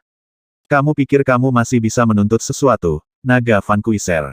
Teriak Blackface Buddha. Leverage apa yang kamu pikir kamu miliki? Niat membunuh melonjak dalam hati Tang Xiu karena dia bisa menebak permintaan biksu itu. Namun, dia masih bertanya dengan acuh tak acuh, ucapkan permintaanmu. Naga Vankuiser Sage perlahan berkata, Saintos Joyous Palace telah hilang. Saya membesarkannya, dan Anda bisa mengatakan dia kerabat terdekat saya. Jika Anda dapat menemukannya dan membawanya ke Sekte Buddhis China untuk menghadapi tembok selama 100 tahun bersama saya akan menyetujui permintaan Anda. Selain itu, pertempuran tidak terhindarkan dan, jika lebih buruk menjadi terburuk, saya jamin Anda akan membayar harga yang mengerikan jika Anda ingin membunuh saya. Tentu saja, mata Tang Xiu berkedip dan dia bisa merasakan keengganan biksu itu. Lagi pula, bagaimana ia bisa rela di penjara selama seabad setelah hidup begitu bebas selama bertahun-tahun? Belum lagi Saintes Palace Joyous Gong Wan Er juga seorang wanita yang telah ditetapkan sebagai tungku. Sangat mungkin bahwa kultivasinya akan melambung begitu dia melahapnya. Pada saat itu, beku ini kemungkinan akan setara dengannya dalam kekuasaan, jika tidak sedikit lebih lemah, dan tidak ada seorang pun di Sekte Buddhis yang dapat mengendalikannya lagi. Bahkan kemungkinan dia menjadi bencana besar bagi Sekte Buddhis pada waktu itu adalah tinggi, yang akan mengarah pada pembantaian di sekte tersebut. Tang Xiu kemudian berbalik untuk melihat ke-18 biksu terkemuka dan perlahan-lahan berbicara, semua guru, mereka yang bertobat dan menebus diri mereka mungkin dapat naik dan mencapai kebudaan, tetapi mereka yang melakukannya sambil mempertahankan niat jahat dan jahat mereka akan membuat mereka membidik pisau daging mereka di leher Buddha. Kejahatan terlalu kuat di dalam hatinya dan kebencian yang dimilikinya terhadap Sekte Buddha telah mencapai ekstrim. Lupakan saja niatmu untuknya dan biarkan abu berubah menjadi abu dan kembalikan ke bumi. Itu rumah terbaik untuknya. Blackface Buddha melontarkan pandangan terkejut pada Tang Xiu dan bertanya dengan wajah bingung, apa maksudmu dengan itu, Sekte Master Tang? Saintes Istana Gembira yang baru saja dia sebutkan adalah seorang wanita yang dia bina untuk menjadi seorang tungku wanita untuk dirinya sendiri. Begitu dia melahapnya, dia akan menjarah semua energi di tubuhnya sepenuhnya untuk meningkatkan kekuatannya. Semua master harus menyadari sejauh mana kekuatannya jika itu terjadi. Pada saat itu, berapa banyak orang di seluruh Sekte Buddhis yang dapat mengendalikannya? Siapa yang bisa menjamin bahwa ia tidak akan memulai pembantaian di sana untuk membalas saudara-saudaranya yang bela diri? Visi Blackface Buddha mengental dan niat membunuh di matanya muncul kembali. Sekte Master Tang benar. Naga Vankuiser pasti memiliki niat jahat ini ketika ia menyatakan kondisinya. Jade Buddha mengangguk dan perlahan berkata, Saya awalnya berpikir bahwa ia dapat dengan tulus bertobat, tetapi berpikir bahwa ia memiliki rencananya sendiri tidak terpikirkan. Menggunakan seorang wanita sebagai tungku untuk kultivasinya sendiri hanyalah kegilaan. Tampaknya setiap murid dari Sekte Gembira telah benar-benar jatuh ke jalan iblis dan sudah tidak dapat dihancurkan. Maka biksu ini akan menjadi orang yang membersihkan momok dari dunia ini. Beku itu kemudian melepaskan gelang berlian emas yang mempesona dari pergelangan tangannya. Seiring dengan nyanyian sutranya, gelang berlian tumbuh lebih besar dan berubah menjadi piring gerindra yang diselimuti oleh nyala api hanya dalam beberapa napas sementara aura Jade Buddha tiba-tiba meledak. Dalam beberapa saat, gelang berlian itu kemudian menabrak Dragon Vanquisher Sage dan membombardirnya. Kotoran, ini harta tertinggi Sekte Buddhis Berlian Benggel. Buddha Giok, apakah Anda memilih untuk binasa bersama dengan Master Istana? Maka jangan salahkan saya karena kejam. Semua anggota Joyous Palace, perhatikan pesanan saya dan musnah mereka. Saya akan membuka segel pada Anda dan memberikan Anda banyak sumber daya kultivasi selama Anda dapat membunuh semua musuh ini. Boom! Energi keras meledak di sekitar dan naga Vanquisher Sage merasakan tangannya mati rasa dan jejak darah mengalir keluar dari sudut mulutnya sekali lagi. Tubuhnya jatuh ke belakang seketika, tetapi gelang berlian itu sendiri juga dikirim terbang puluhan meter. Tubuh Jade Buddha gemetar dan ekspresi keraguan muncul di wajahnya. Dia menyadari bahwa dia jauh lebih lemah daripada Dragon Vanquisher Sage dari bentrokan instan tadi. Dia tahu bahwa dia bisa saja terluka serius seandainya Dragon Vanquisher Sage belum terluka parah.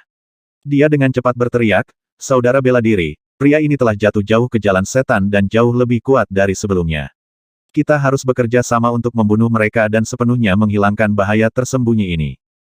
Membunuh. Biksu terkemuka yang tersisa melesat maju seperti meteor ke arah Dragon Vanquisher Sage. Sebagai biksu terkemuka yang telah berkultivasi selama berabad-abad, adalah wajar bahwa tidak satupun dari mereka yang lemah. Yang terlemah di antara mereka setara dengan para ahli inti emas, sedangkan Blackface Buddha dan Jade Buddha sebanding dengan para ahli Naschen Soul. Dengan bergandengan tangan, hanya butuh beberapa napas untuk membunuh puluhan anggota Istana Joyous yang bertarung dengan mereka.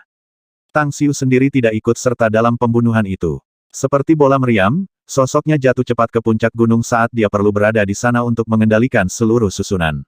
Seandainya naga Vanquisher Sage dan orang-orangnya mempertaruhkan nyawa untuk menyerangnya beberapa saat yang lalu ketika dia tidak mengendalikan barisan, mereka akan memiliki kesempatan untuk melarikan diri dari tempat ini. Tapi sekarang sudah terlambat bagi mereka. Di tengah arai, Tang Xiu menyipitkan matanya dan, melalui seluruh arai, dia bisa melihat ratusan pejuang genetik membombardir perisai energi arai sekeras yang mereka bisa. Kalian semua akan menjadi yang pertama mati. Sebuah cahaya dingin menyala di matanya saat dia sepenuhnya mengoperasikan arai. Awan gelap mulai menyelimuti seluruh gunung ketika kilatan petir dan gemuruh petir mulai muncul dari awan tebal yang gelap dan melesat ke bawah untuk membombardir ratusan pejuang genetik. Pada saat yang sama, hujan deras yang korosif juga turun dari langit. Ark, sialan, apa-apaan ini setan? Ratusan pejuang genetika tertangkap basah dan hanya bisa menyaksikan tanpa daya ketika petir menyambar dada mereka dan menusuk kepala rekan-rekan mereka. Puluhan ahli di Golden Core Stage di antara mereka hanya nyaris tidak bisa menghindari pemboman petir, namun tidak bisa lepas dari hujan asam. Dalam keadaan seperti itu, korosi yang kuat membuat mereka jatuh dan menjadi sasaran empuk bagi petir yang datang yang akhirnya merenggut puluhan jiwa lagi. Setengah jalan ke atas gunung, wajah semua anggota Istana Joyous berubah secara drastis ketika mereka menyaksikan pemandangan seperti kiamat di sekitarnya. Rasa dingin memenuhi seluruh keberadaan mereka dan melemahkan hampir semua semangat juang mereka. Naga Vanquisher Sage sendiri dikelilingi oleh 4 biksu terkemuka. Serangan Blackface Buddha dan Jade Buddha, khususnya, membuatnya menggigil setiap kali mereka menyerang. Semakin lama ia bertarung, semakin parah luka-lukanya, sementara Parade melemparkan petir di sekitarnya lebih banyak memengaruhi dirinya daripada para biarawan ini. Kau orang menyebalkan, Blackface dan Jade Buddha. Jika bukan karena cedera berat saya, bagaimana orang bodoh seperti Anda bisa melawan saya? Beku terkemuka yang telah mencapai pencerahan, ya. Sungguh omong kosong yang menyebalkan. Kalian hanyalah sekelompok penjahat tercela yang hanya tahu bagaimana memanfaatkan orang lain. Jika kau punya kemampuan, beri aku waktu untuk pulih dan aku akan membunuh kalian semua, orang menyebalkan sendiri. Provokasinya hanya menebalkan Blackface Buddha, Jade Buddha, dan niat membunuh yang lain. Mereka tidak repot-repot menjawab dan terus meluncurkan berbagai kemampuan magis darmik, membuat cedera orang bijak lebih serius. WHOOSH. Tang Xiu, yang sekarang sepenuhnya mengaktifkan arai, kembali.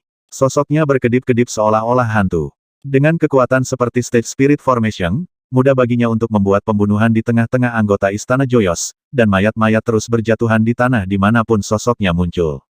2 menit kemudian ketika Tang Xiu menikam seorang ahli Istana Gembira dengan belati, dia menendang mayat pria itu menuju posisi naga Vanquisher Sage yang berjarak 10 meter jauhnya dan mengikuti di belakangnya. Hah! Alih-alih terlihat khawatir saat melihat bawahannya terbang ke arahnya, naga Vanquisher Sage tampak bahagia dan meledakkan kekuatannya untuk memaksa kelompok Blackface Buddha dan kelompok 4 Buddha Giok. Dia langsung berlari pergi dan muncul di sebelah bawahan ini. Dia ingin melarikan diri dari tempat ini untuk memulihkan dulu dan kemudian menyelesaikan akun dengan para biarawan ini lagi nanti.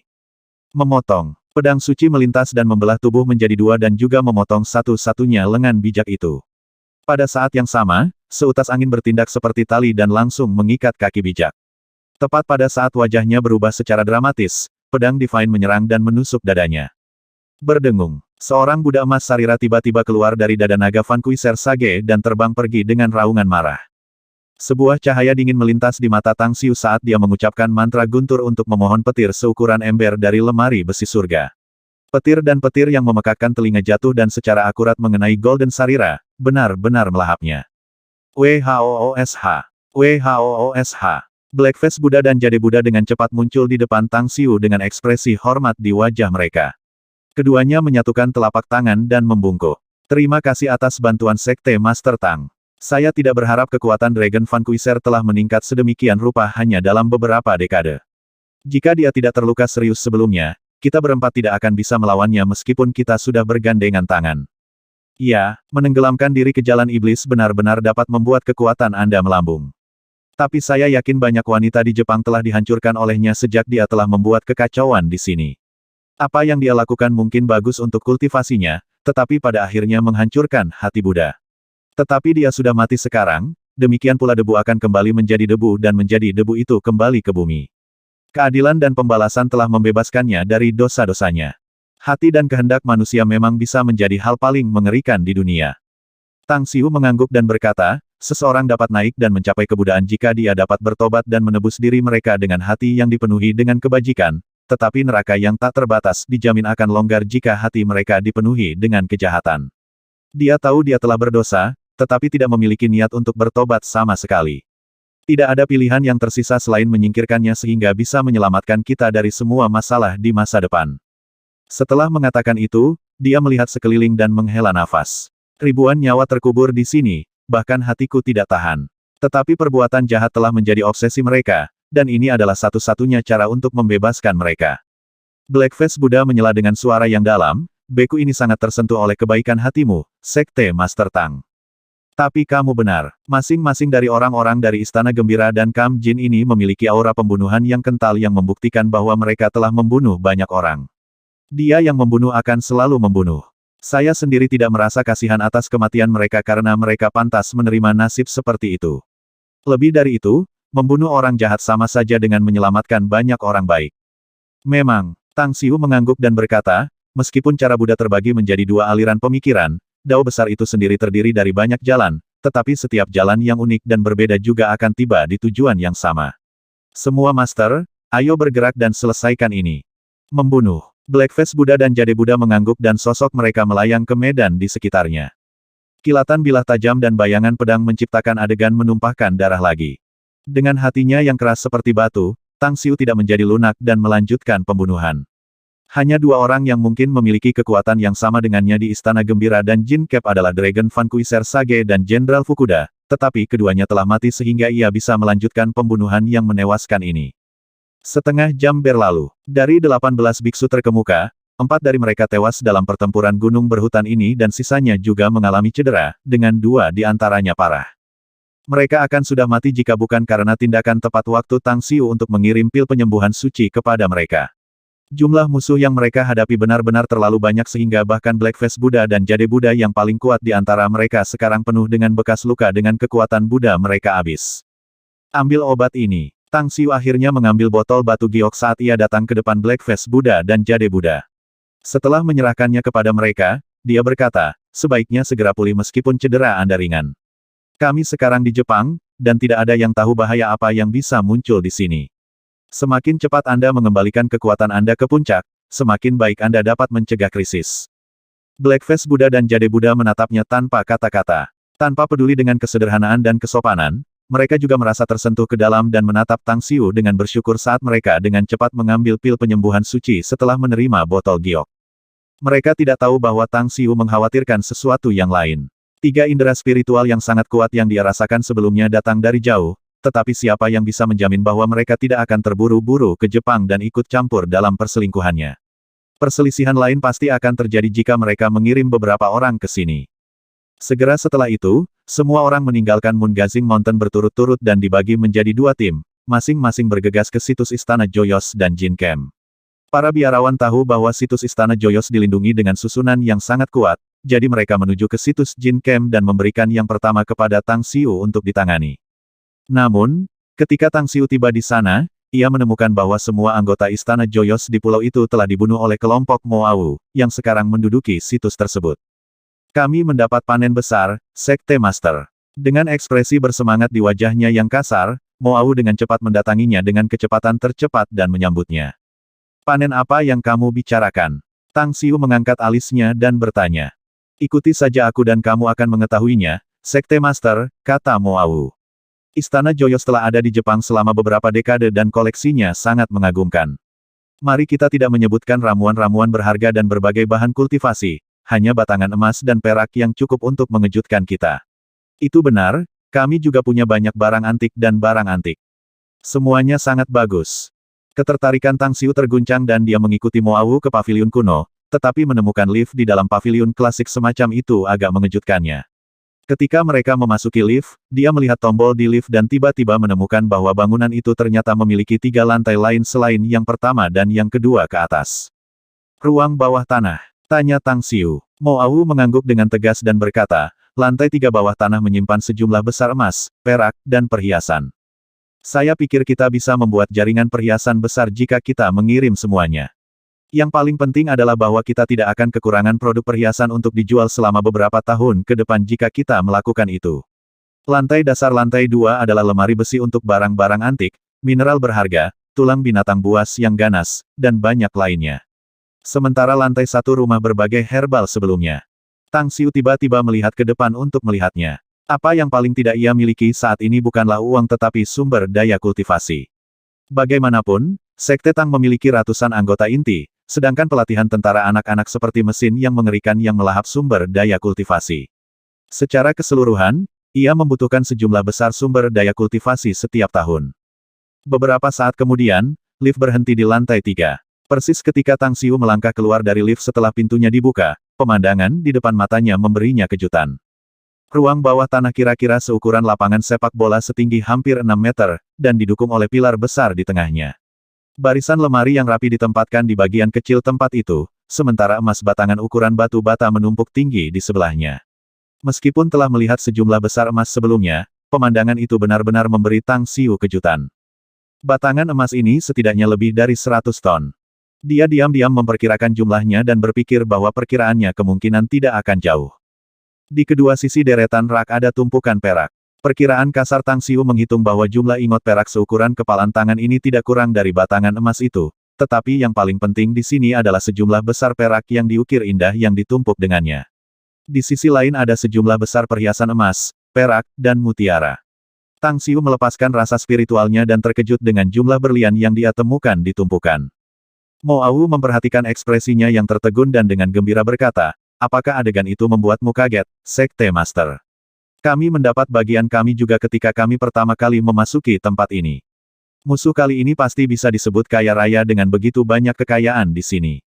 Saya tidak mengerti, dari mana guru Istana Joyos itu mendapatkan begitu banyak kekayaan. Tang Xiu menarik napas dalam-dalam dan berbalik untuk menatapnya, bertanya, apakah Anda tahu cara tercepat untuk mendapatkan begitu banyak kekayaan di dunia? Buka bank, jawab Moau setelah berpikir sejenak. Tang Xiu memutar matanya ke arahnya dan hendak menjelaskan ketika dia tiba-tiba mendengar pintu lift terbuka. Lalu, suara Yuji terdengar. Cara tercepat untuk mendapatkan kekayaan seperti itu di dunia adalah menjadi bandit. Merampok dan menjarah rumah bukanlah apa-apa, tetapi merampok orang-orang kaya itu adalah jalan terbaik. Istana Gembira ada selama beberapa dekade dan menjarah puluhan orang kaya Jepang itu. Ini juga mendirikan sejumlah besar perusahaan di sini, dengan lebih dari 30 dari mereka sekarang terdaftar sebagai perusahaan. Sangat disayangkan bahwa kita tidak memiliki akses ke akun Dragon Vanquisher Sage, kalau tidak bos akan naik ke peringkat teratas orang terkaya di dunia. Tang Xiu meliriknya dan dengan ringan berkata, pria harus belajar untuk puas dengan apa yang mereka dapatkan. Emas, perak, dan perhiasan ini sudah merupakan hasil panen yang baik, tetapi bank-bank itu mendapatkan kue yang jatuh dari langit dari uang beku itu, sungguh.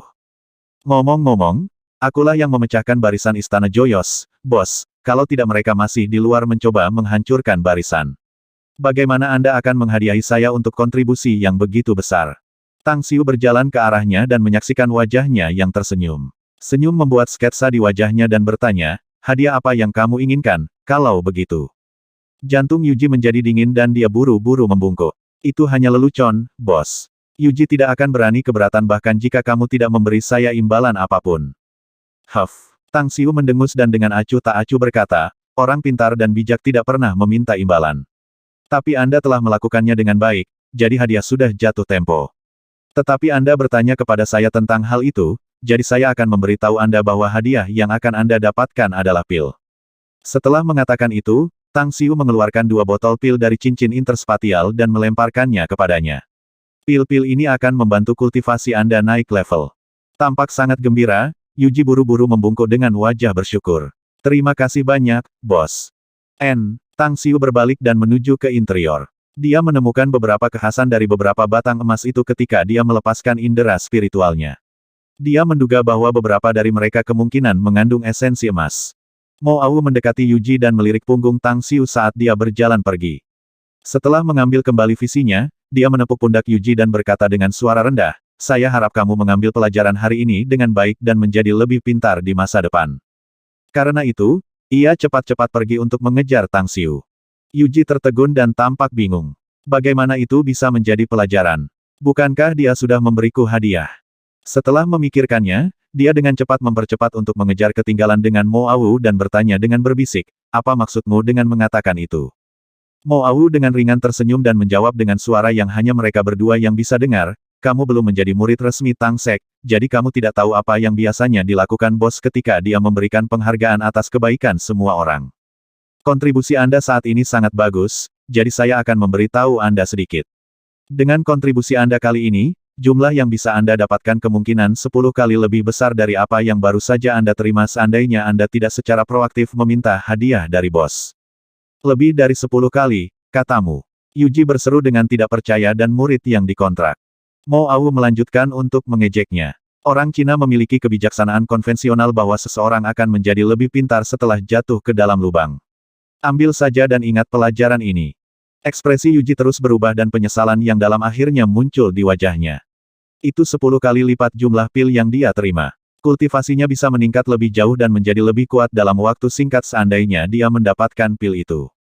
Tiba-tiba, dia sepertinya mengingat sesuatu yang lain dan menyusul Mo Au lagi dan bertanya dengan berbisik, katakan padaku, apakah ada lebih banyak peluang untuk memberikan jasa di Tang Sek?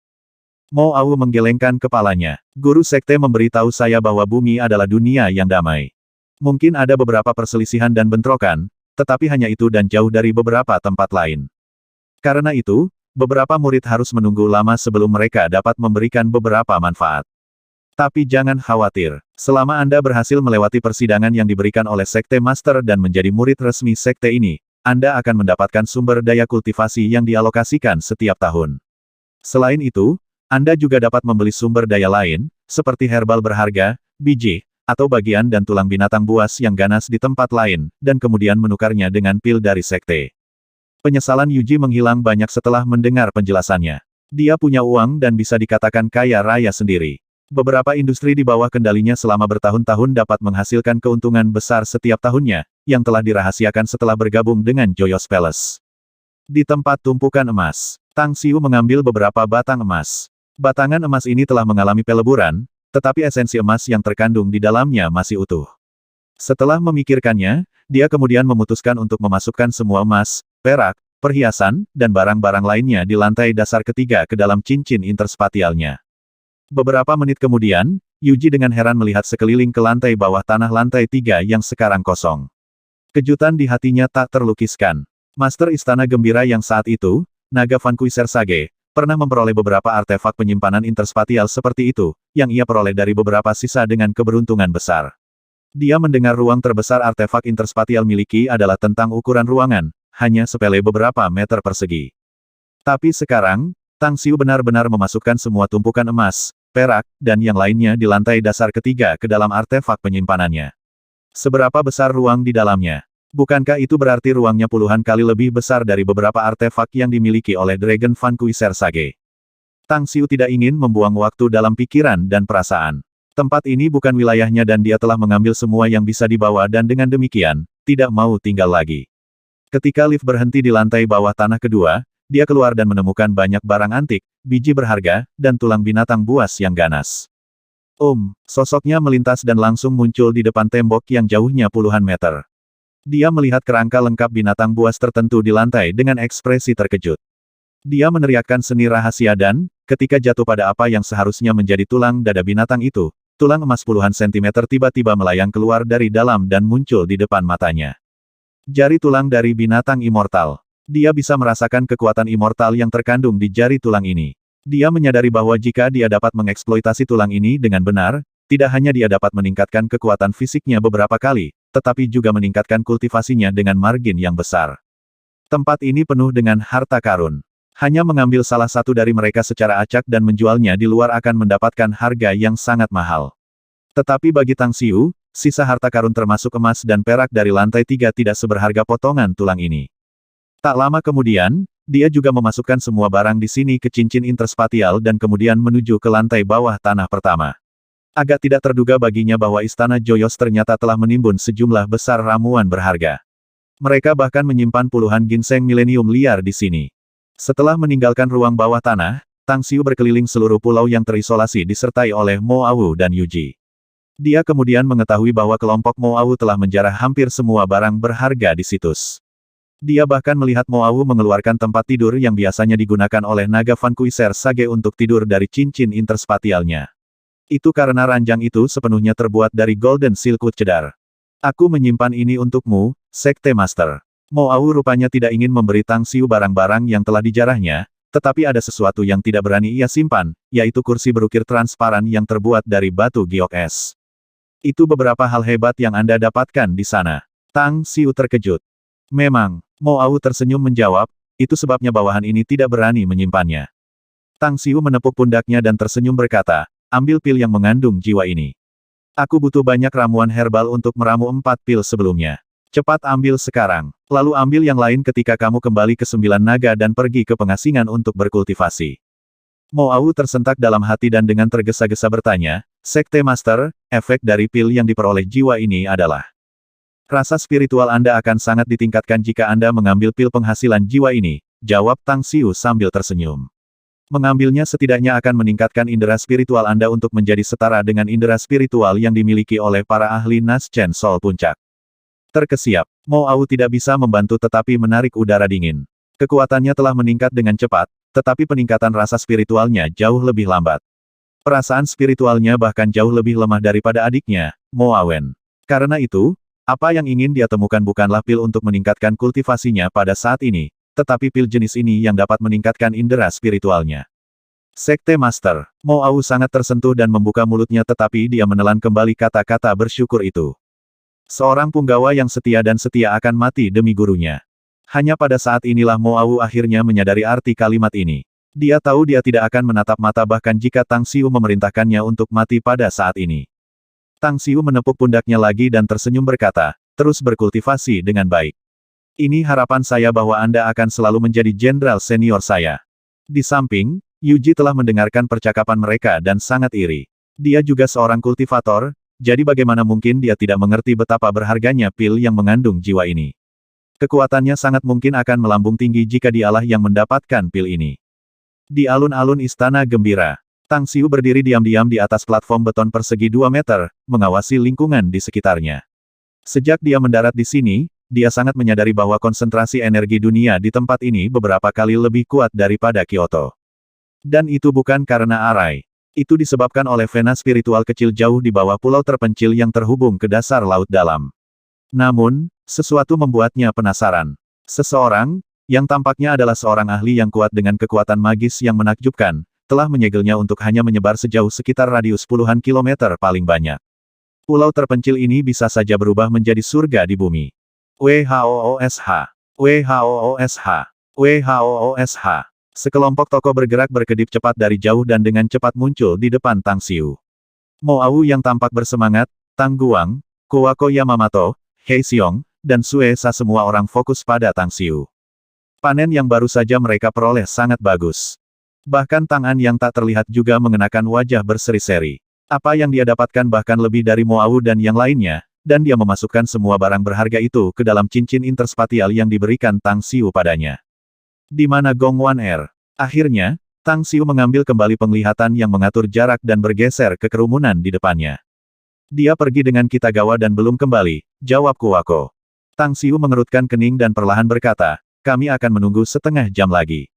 Tetapi jika mereka masih belum kembali pada waktunya, kami tidak akan menunggu mereka lagi. 20 menit kemudian, dua sosok yang bergerak cepat melesat dari jauh dan segera muncul di depan Tang Xiu dan yang lainnya. Dua orang yang kembali kali ini masing-masing membawa dua koper hitam besar. Jelas bahwa mereka membawa benda-benda berat mengingat bagaimana mereka meletakkan koper-koper itu di tanah. Di mana Anda baru saja pergi? Tanya Tang Xiu ringan setelah mengamati mereka dengan hati-hati. Kitagawa dengan marah memelototi Gong Wan Er sebelum dia menangkupkan tinjunya dan segera menjawab, kami pergi ke kubu Jin Camp, bos. Untuk apa? Tanya Tang Xiu dengan cemberut. Jenderal Fukuda telah beroperasi di Jepang selama berabad-abad, jadi kami pikir dia pasti menyimpan banyak harta di sana, jawab Kitagawa. Itu sebabnya saya menuju ke sana dengan Gong Wan Er. Kami juga memusnahkan para pejuang genetika yang tersisa yang telah dilewatkan oleh para biksu Sekte Buddha, dan menyelinap ke benteng dan menemukan gudang rahasia Jin Camp. Barang-barang di keempat koper ini diambil dari gudang harta Jin Camp dan masih banyak lagi yang masih ada di pantai. Alis Tang Xiu terangkat dan dia memerintahkan. Buka mereka. Segera, 4 koper hitam besar dibuka dan ekspresi terkejut muncul di mata Tang Xiu. Tidak ada emas atau perak di koper-koper itu, 3 di antaranya berisi beberapa perhiasan berharga, batu giok, beberapa lukisan antik, dan kaligrafi. Tapi yang terakhir penuh dengan ramuan berharga bahkan untuk Tang Xiu. Sudah selesai dilakukan dengan baik. Tang Xiu melambai dan semua benda di 4 koper terbang dan dengan cepat memasuki cincin interspatialnya. Kemudian, dia mengeluarkan 2 botol batu giok dan melemparkannya ke Kitagawa dan Gong Wan Er, berbicara kepada mereka dengan ringan, kamu telah membuat kontribusi, dan pil ini adalah hadiahmu. Tunggu sampai saya menyelesaikan semuanya dan saya akan memberikan Anda keberuntungan besar. Kekayaan besar. Kitagawa bertukar pandang dengan Gong Wan Er. Tetapi ketika dia akan pergi untuk mengambil sisa jarahan, yang terakhir tiba-tiba berkata, bos, apakah Kitagawa akan dihukum jika saya melaporkan apa yang dia lakukan? Tang Xiu memicingkan matanya dan bertanya, apa yang sebenarnya ingin kamu laporkan? Ekspresi Kitagawa sangat berubah dan berteriak keras, potong omong kosong, Gong Wan Er. Gong Wan Er mengeluarkan seutas tali emas seukuran sumpit dari lengan bajunya dan berkata, ini adalah harta yang kami peroleh dari brankas Jin Camp. Saya tidak tahu benda apa ini. Juga, Kitagawa menyimpan yang lain, tapi itu bola logam seukuran kepalan tangan yang aku juga tidak tahu apa itu. Wajah Kitagawa berubah secara dramatis dan menatapnya dengan sikap bermusuhan. Kemudian, dia berbicara dengan sangat enggan, apa yang saya ambil dari lemari Jin Camp awalnya milik saya, bos. Itu memiliki arti khusus bagi saya.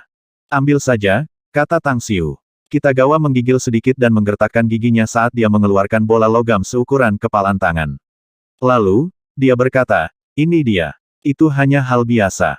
Mata Tang Xiu berkedip ketika dia melihat rune kecil tergores pada bola logam. Sebuah kekuatan isap tiba-tiba melesat dari telapak tangannya dan menarik bola logam di tangan Kitagawa. Dia kemudian melemparkan seni rahasia dan menerapkannya pada objek, menyebabkan cahaya keemasan tiba-tiba bersinar dari segel guk-guk laut dan secara bertahap berubah menjadi bintang emas yang mempesona.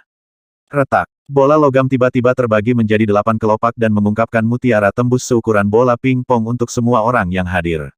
Objek tersebut mungkin menjadi misteri bagi orang lain, tetapi ia dapat dengan jelas mengamati gambar yang terkandung dalam mutiara Frost Jellyfish. Munculnya objek seperti itu di bumi benar-benar tak terduga bagi Tang Xiu. Harus dicatat bahwa Frost Jellyfish adalah harta besar bahkan di dunia immortal, dan banyak kekuatan besar di sana menimbunnya karena itu bisa memperdalam fondasi mereka. Apakah kamu benar-benar tidak tahu apa objek ini? Tang Xiu melotot ke arah Kitagawa dan perlahan bertanya. Kitagawa merasa mata Tang Xiu sepertinya bisa menembus pikirannya. Itu membuatnya ragu, tetapi dia menguatkan diri dan berbicara, aku tahu itu. Itu adalah mutiara naga. Jenderal Fukuda sendiri mengatakan bahwa objek ini adalah naga mutiara ketika dia mabuk. Dia mengatakan bahwa mutiara naga ini dapat membuat kultivasinya melambung tinggi. Saya menyelinap ke kediaman rahasianya beberapa kali, tetapi saya tidak pernah memiliki kesempatan untuk mencurinya meskipun saya menemukan di mana itu disembunyikan. Idiot! Tang Xiu melemparkan kutukan menghina padanya dan dengan acuh tak acuh berkata, ini bukan naga mutiara tetapi pembawa untuk Frost Jellyfish yang dapat sangat bermanfaat bagi kultivator manapun. Kitagawa, Anda dapat memilih untuk meninggalkan objek ini kepada saya, atau menukarnya dengan sangat beruntung. Pilih satu. Saya ingin balasan Anda sekarang. Kitagawa sendiri ingin mengambil kembali benda itu. Tetapi setelah melihat ketidakpedulian Tang Xiu, dia harus menahan keinginan itu dengan menyakitkan dan dengan hormat berkata, saya memilih untuk menukarnya dengan keberuntungan, bos. Pergi dan bawa semuanya ke sini. Tang Xiu mengangguk dan memerintahkan. Kalian semua yang hadir juga akan mendapat bagian dari keberuntunganmu nanti. Karena itu, dia dengan cepat terbang ke kejauhan dengan cepat. Setelah menghabiskan 4 jam, ia berhasil mengeluarkan sebuah arai yang menutupi seluruh pulau jenis arai yang bertentangan dengan tatanan alam yang dapat sepenuhnya menghancurkan formasi geomatik dari tanah harta yang ditargetkan. Itu karena susunan ini akan memutuskan urat spiritual di bawahnya dan kemudian mengekstraknya untuk memperkuat dirinya sendiri. Sky Pilfering Array. Arai ini sebenarnya diciptakan oleh muridnya kembali ketika dia berada di dunia immortal. Murid itu adalah seorang jenius kultivasi yang menakjubkan dan hanya menghabiskan 3 milenium untuk mencapai Golden Immortal Stage. Dia hanya berjarak satu rambut dari mencapai Perfection Golden Immortal Stage saat itu. Namun sayangnya, ia akhirnya berhenti berkembang lebih lanjut dan mati dalam pertempuran tanpa ada sedikit pun jiwanya yang tersisa dan menghilang. Setelah kembali ke alun-alun, Tang Xiu melihat penambahan puluhan orang di sana. Salah satunya adalah pria parubaya yang sedikit bungkuk dan sekelompok wanita muda berkulit putih. Siapa mereka? Tanya Tang Xiu dengan cemberut. Yuji melangkah maju dan berkata, mereka adalah pelayan terpercaya saya. Kitagawa mengikuti dan berkata, dia adalah Jun Yuchu, ajudanku yang terpercaya. Tang Xiu sedikit mengernyitkan alisnya dan dengan acuh tak acuh berkata, mereka bukan lagi pelayan dan pembantumu mulai sekarang. Sekarang, apa yang terjadi? 16 dari Anda, dengarkan. Kalian semua sekarang memiliki 2 pilihan untuk tinggal di pulau terpencil ini selamanya dan dilarang pergi, atau menjadi bawahan Kuwako Yamamoto dan tinggal di Jepang untuk mengelola berbagai hal untuknya.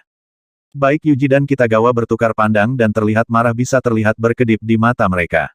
Tetapi tidak ada dari mereka yang berani berbicara. Ke-16 orang itu menembak dengan pandangan cemas satu sama lain dengan ragu-ragu terlihat jelas di wajah mereka, tiba-tiba merasa bingung harus memilih yang mana. Sebenarnya, mereka tidak tahu apa-apa tentang Tang Xiu. Tetapi mereka semua adalah orang-orang pintar dan bisa melihat betapa hormatnya tuan mereka di depannya, sehingga mereka menduga bahwa dia adalah pemimpin kekuatan misterius ini.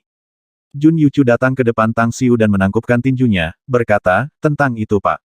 Saya punggawa Pak Kitagawa karena dialah yang melatih saya. Jika dia memerintahkan saya untuk mengikuti orang lain, tentu saja saya tidak berani membantah. Tetapi semua orang tidak memiliki hak untuk mendikte keputusan saya. Apakah begitu? Sebuah cahaya dingin menyala di mata Tang Xiu. Sebuah jarum perak muncul di ujung jarinya dan menembaknya pada Jun Yuchu hanya dalam 1/100 detik kemudian. Jarum bergerak sangat cepat dan mengenai samudera Jun Yuchuki yang bahkan orang itu sendiri tidak dapat menghindari atau memblokirnya meskipun memiliki kekuatan yang tangguh. Puah! Jun Yuchu dengan paksa dipaksa untuk mundur beberapa langkah dan menutupi perutnya dengan rasa tidak percaya yang meluap di matanya. Dia jelas bisa merasakan kekuatannya menghilang dengan cepat dan tidak peduli seberapa keras dia mencoba untuk menutupnya, itu semua sia-sia. Betapa kurang ajarnya dirimu. Tuanmu memilih untuk tunduk kepada saya, namun Anda berani berbicara kepada saya seperti itu. Kata Tang Xiu apatis. Jangan salahkan aku karena menjadi sekeras ini karena kamu tidak mau menurut. Kamu akan tinggal di pulau ini selamanya dari sekarang. Kamu menghapus kultivasi saya. Jun Yuchu menembakkan tatapan penuh kebencian terhadap Tang Xiu dan tampaknya tidak sabar untuk membunuhnya sekaligus. Aku sudah menyelamatkanmu karena wajah Kitagawa. Enyahlah dariku, kalau tidak kamu bisa menjadi mayat pada saat berikutnya, kata Tang Xiu dingin. Jun, mundurlah. Dengan beberapa niat membunuh yang ditujukan pada Tang Xiu, Kitagawa berteriak. Tapi dia sangat menyadari kekuatan Tang Xiu dan tahu bahwa dia tidak akan pernah bisa melukai Tang Xiu bahkan jika dia mempertaruhkan nyawanya untuk itu. Karena itu, dia hanya bisa menekan niat membunuh. Untuk saat ini, menunggu hari ketika dia telah membebaskan dirinya dari cengkeramannya dan membuatnya di perbatasan hidup dan mati pada waktu itu. Engah. Pedang immortal tiba-tiba menusuk Kitagawa dari belakang saat sosok Tang An tiba-tiba muncul dan menendang tubuh pria itu. Dia mengirimnya terbang jatuh di depan kaki Tang Xiu. Lalu, dia dengan dingin mendengus. Huff, kamu berani menyembunyikan niat membunuh terhadap Grandmaster. Pengadilan Anda mati. Tang Xiu hanya berdiri diam dengan ketidakpedulian ketika Tang An menyerang dan membunuh Kitagawa. Dia akan melakukannya sendiri bahkan jika dia tidak melakukannya. Segala sesuatu yang Kitagawa lakukan hampir tidak menunjukkan apa-apa, tetapi dia terus menunjukkan dirinya sebagai seekor serigala yang tidak layak untuk dibesarkan karena dia akan menggigit tuannya sendiri suatu hari.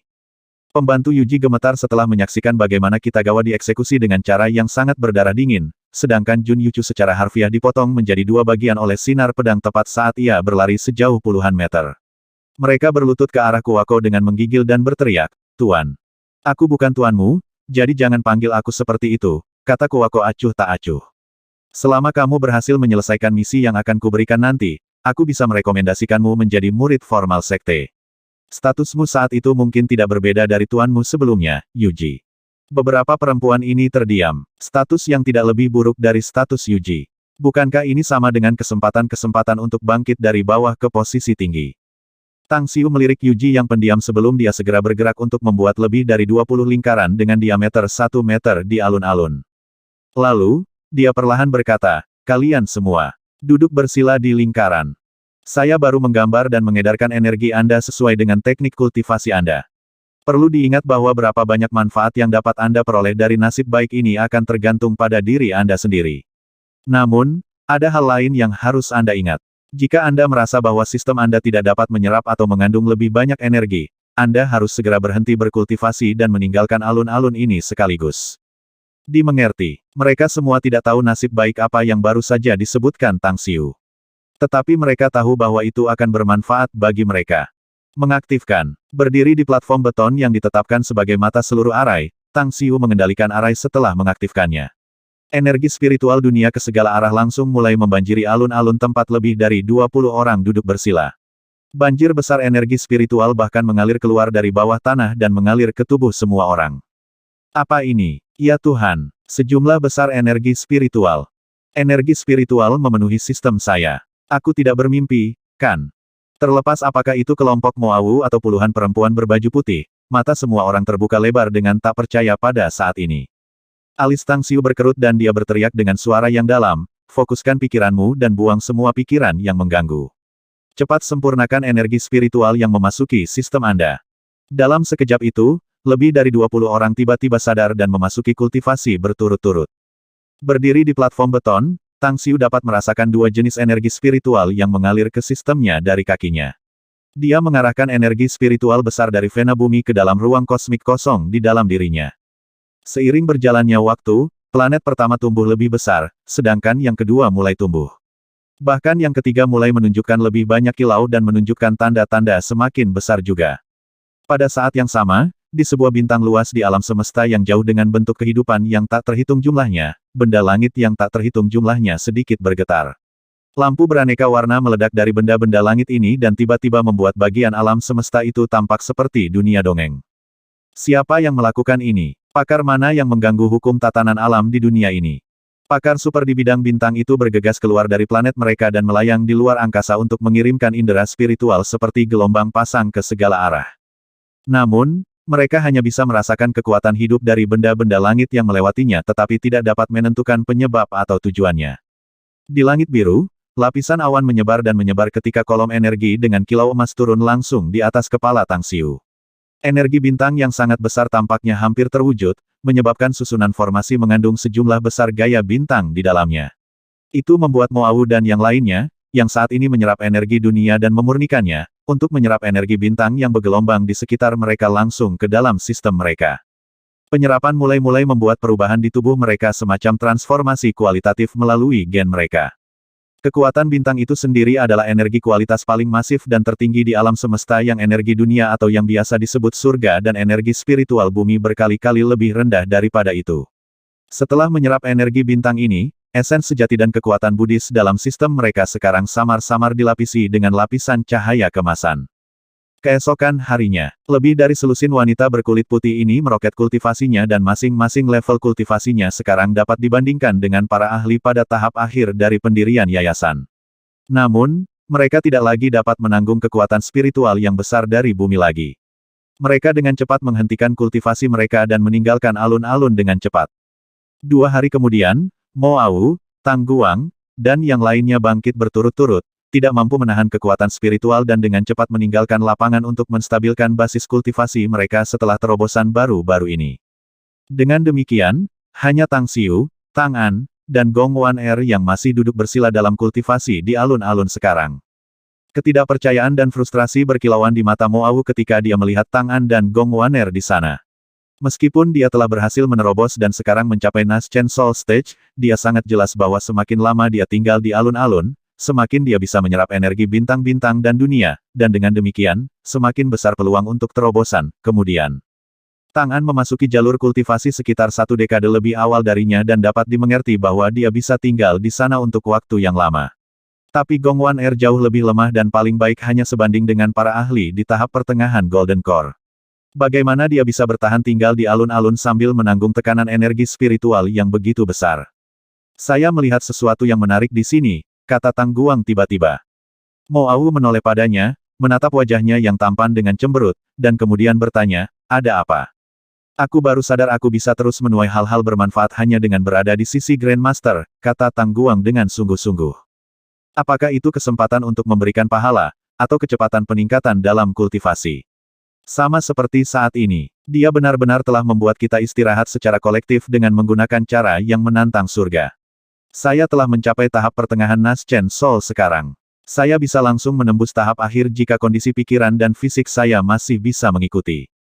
Kamu menerobos ke tahap pertengahan Naschen Soul, bukan tahap awal. Seru Mo Au dengan terkejut. Yup, Tang Tang menegaskan.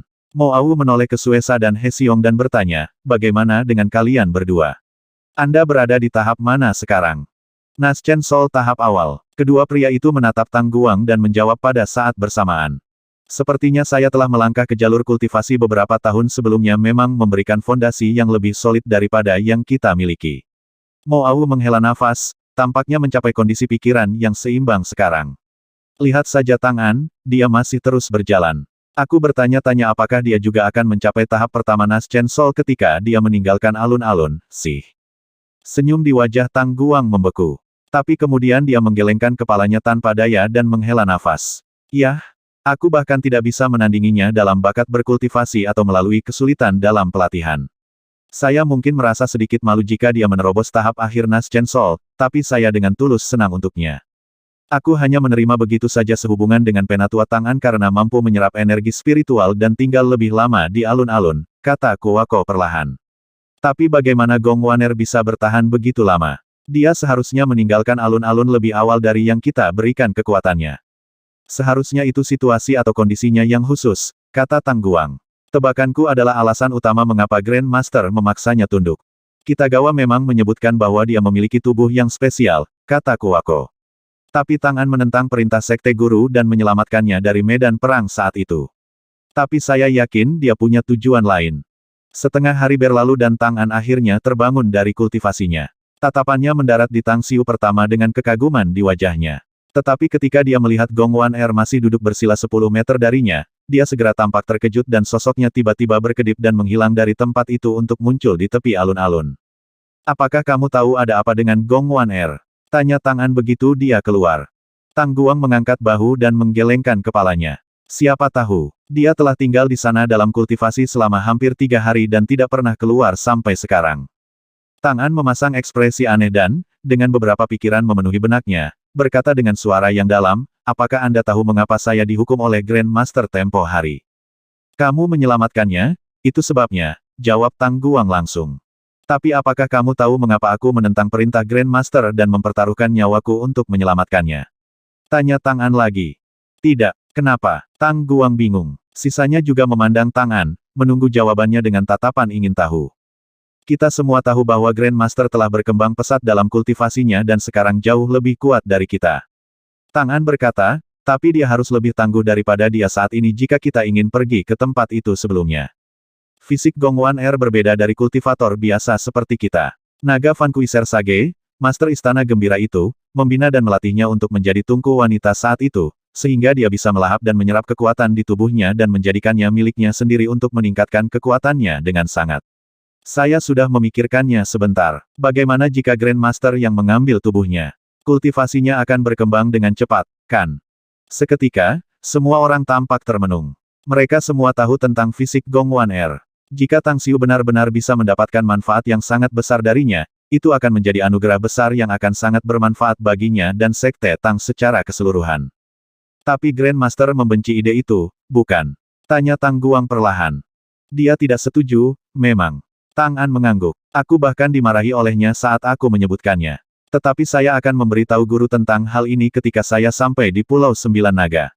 Saya akan melihat apa yang dikatakan guru. Tidak mungkin. Jangan lakukan itu. Ekspresi Tang Guang langsung berubah dan matanya berubah tajam. Saya tahu apa yang Anda pikirkan, Guang. Tang An dengan keras kepala berkata, saya juga tahu apa yang dipikirkan guru juga. Tapi Gong Wan Er memiliki sesuatu yang sangat bermanfaat bagi Grandmaster. Saya pikir guru akan memiliki pemikiran yang sama dengan saya ketika menghadapi pilihan seperti itu. Tang Guang diam untuk sementara waktu tetapi masih menggelengkan kepalanya. Jika itu orang lain, aku mungkin tidak akan menghentikanmu, tetapi kamu tidak boleh mengatakan hal ini kepada guru. Dalam hal, aku tidak peduli, potong Tang An dengan suara berat.